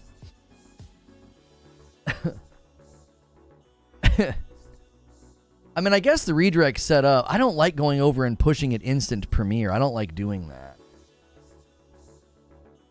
Lono, members, coffee orders, likes. That's good, Fuzzy. That's really, really good. That's such a good meme. That's got to be one of the best. The mom in the pool, you know, with the one kid and the other kid looks like they're drowning, and then there's a dead person under the ocean. While that premiere's running, I'm going to have to go get some ibuprofen, dude. I already kind of had a headache from those glasses. Like, they were sitting funny on my nose. Sometimes I just can't get them into the sweet spot because they're a little bit bigger frames or a little bit heavier, and it gives me a headache when that happens. I should have just taken them off as soon as I felt it. Yo, Kale with 18 months on a VIP. Hilly duet with Lono. Happy holidays. Thank you so much, Kale. I love this community, says Joker Quinn. Why not reduce the PS Plus price hike? Well, it wasn't a price hike. It was they lowered a discount. The per month cost, the cost of PS Plus is the same, but they're not giving you the annual discount has been lowered, so you don't get as big of a discount. But you also have to remember they're adding. I feel like they're adding more value to PS Plus with some of the things that they've announced. So I recently won a membership. Thank you. Yo, what's good, Antagonist? Thanks for being here, man. Appreciate it very, very much. Glad to see you get a membership. I can see. I don't need to go to their I don't need to go to their channel anymore to see how old their account is.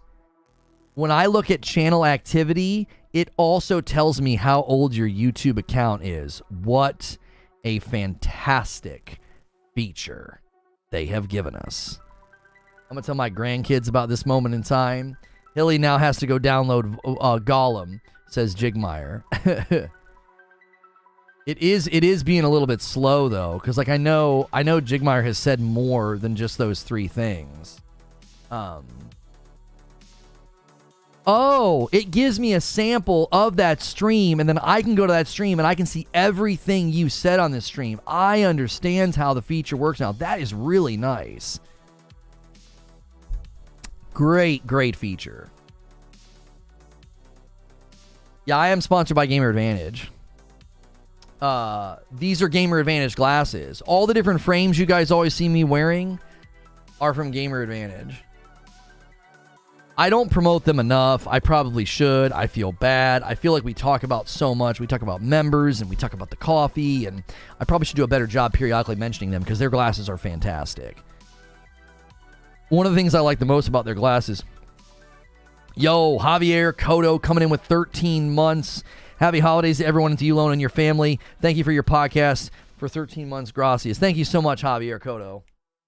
I got to shout your name so loud today. That's always so fun. This is one of the things I like about their frames.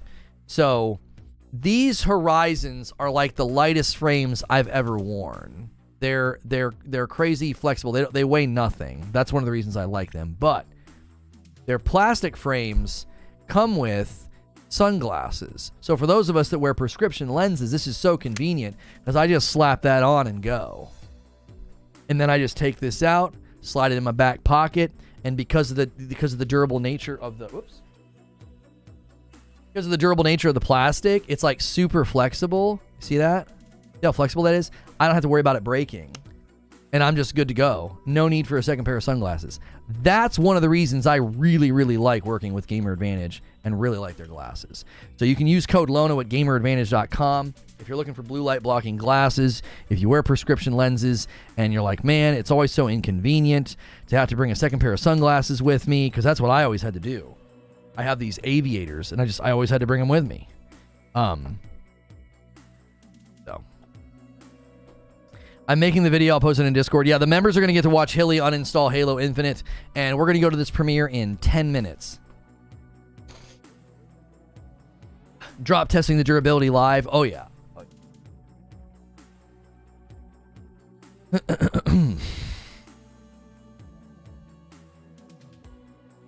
Parasita says, I think I deserve a little bit of credit for getting the train rolling. Yes, sorry. I shouted out everybody, but I forgot. Parasito is the one that started it. He did that 20 bomb, and I threw it out there. I said, listen, I will delay the premiere if someone drops a 50 bomb. Paris 100% started the train. Full marks, Paris, full marks. Putting those over your regular glasses? No, I have prescription sunglasses. So I would have to take them off and then put those, like, I'd have to take my normal glasses off and put those on. I just have frames that I switch out just because I like wearing different frames. I wear these around the house, but if I'm out and about, these are my glasses. These are prescription glasses, and there's magnets on the sunglass attachment, and it just goes right on. I'm having a hard time. I don't want to like hold it how I usually hold it. I hold it so you guys can see it. It just snaps right on. See?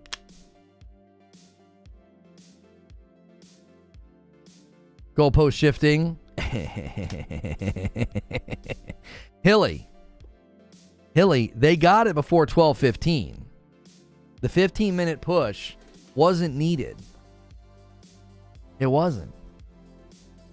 I told you. I looked at the time. It was 12:15, and it had stopped. The whole train had come to us. It had come to a stop, and it was 12:15. The 15-minute push wasn't even needed. You lose. You lose. Do you have a favorite game of 2023? And is it Baldur's Gate 3? My favorite game of 2023 is Spider-Man 2, followed by Jedi Survivor, followed by Phantom Liberty, followed by... I'm trying to think of some of the things I played that like I really, really enjoyed, and it's a tie between a lot of them. Final Fantasy 16 would be there. I need to finish it. Sadly, I was waiting for that performance patch. I don't think we're going to get one. I loved Valhalla for Ragnarok. I loved Synapse, PSVR 2 game. Loved Synapse. Had a couple good runs of Synapse. Yeah.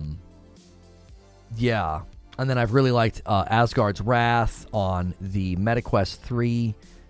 I was kind of all over the place. Yeah, Viewfinder. Viewfinder was one of my favorite games this year. That's an indie title that I finished. I played it in the evenings and loved it. Definitely need to include that in any lists I put out there. Viewfinder was just fabulous.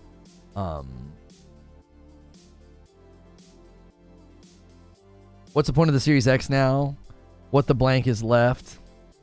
Yeah, Parasito caught the reference. You lose. I love that part.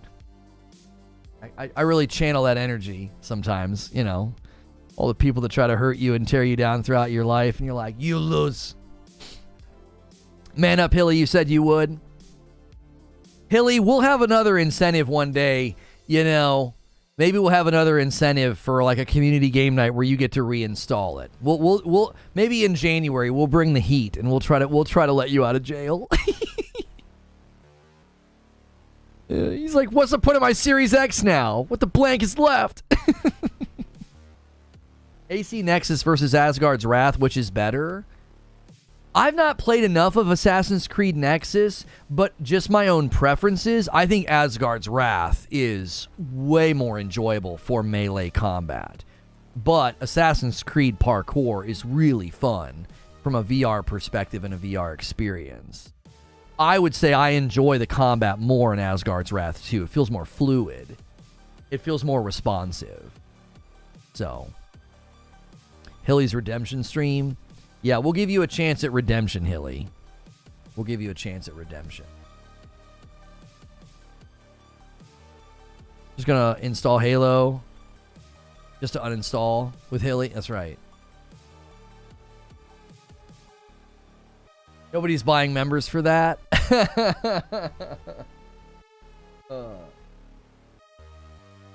First look at Jake Gyllenhaal in the Roadhouse remake, releasing next year on Prime Video. I don't know why they're remaking Roadhouse, but my gosh. What a brick house. Jake Gyllenhaal is huge. He is massive, dude. Freaking crazy. Do I have this set up for redirect? Okay, I do. All right, let me get all this set up. We got 5 minutes. We got 5 minutes. I love how you guys broke the record and just instantly stopped. I love it. It's so mean. It's so mean to Hilly. It's like, we got what we came for. We got what we came for. Hilly. Hilly, you kind of deserve it though.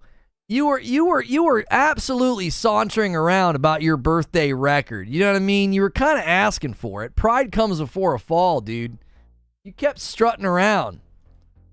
Ladies and gentlemen, we got him. Right? Yeah, we got him. We got what we came for. Oh, golly, Fuzzy, that gif is woo-wee. To quote George Costanza, it moved.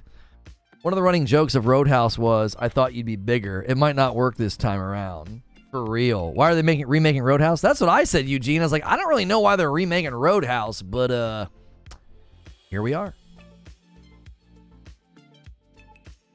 Here we are.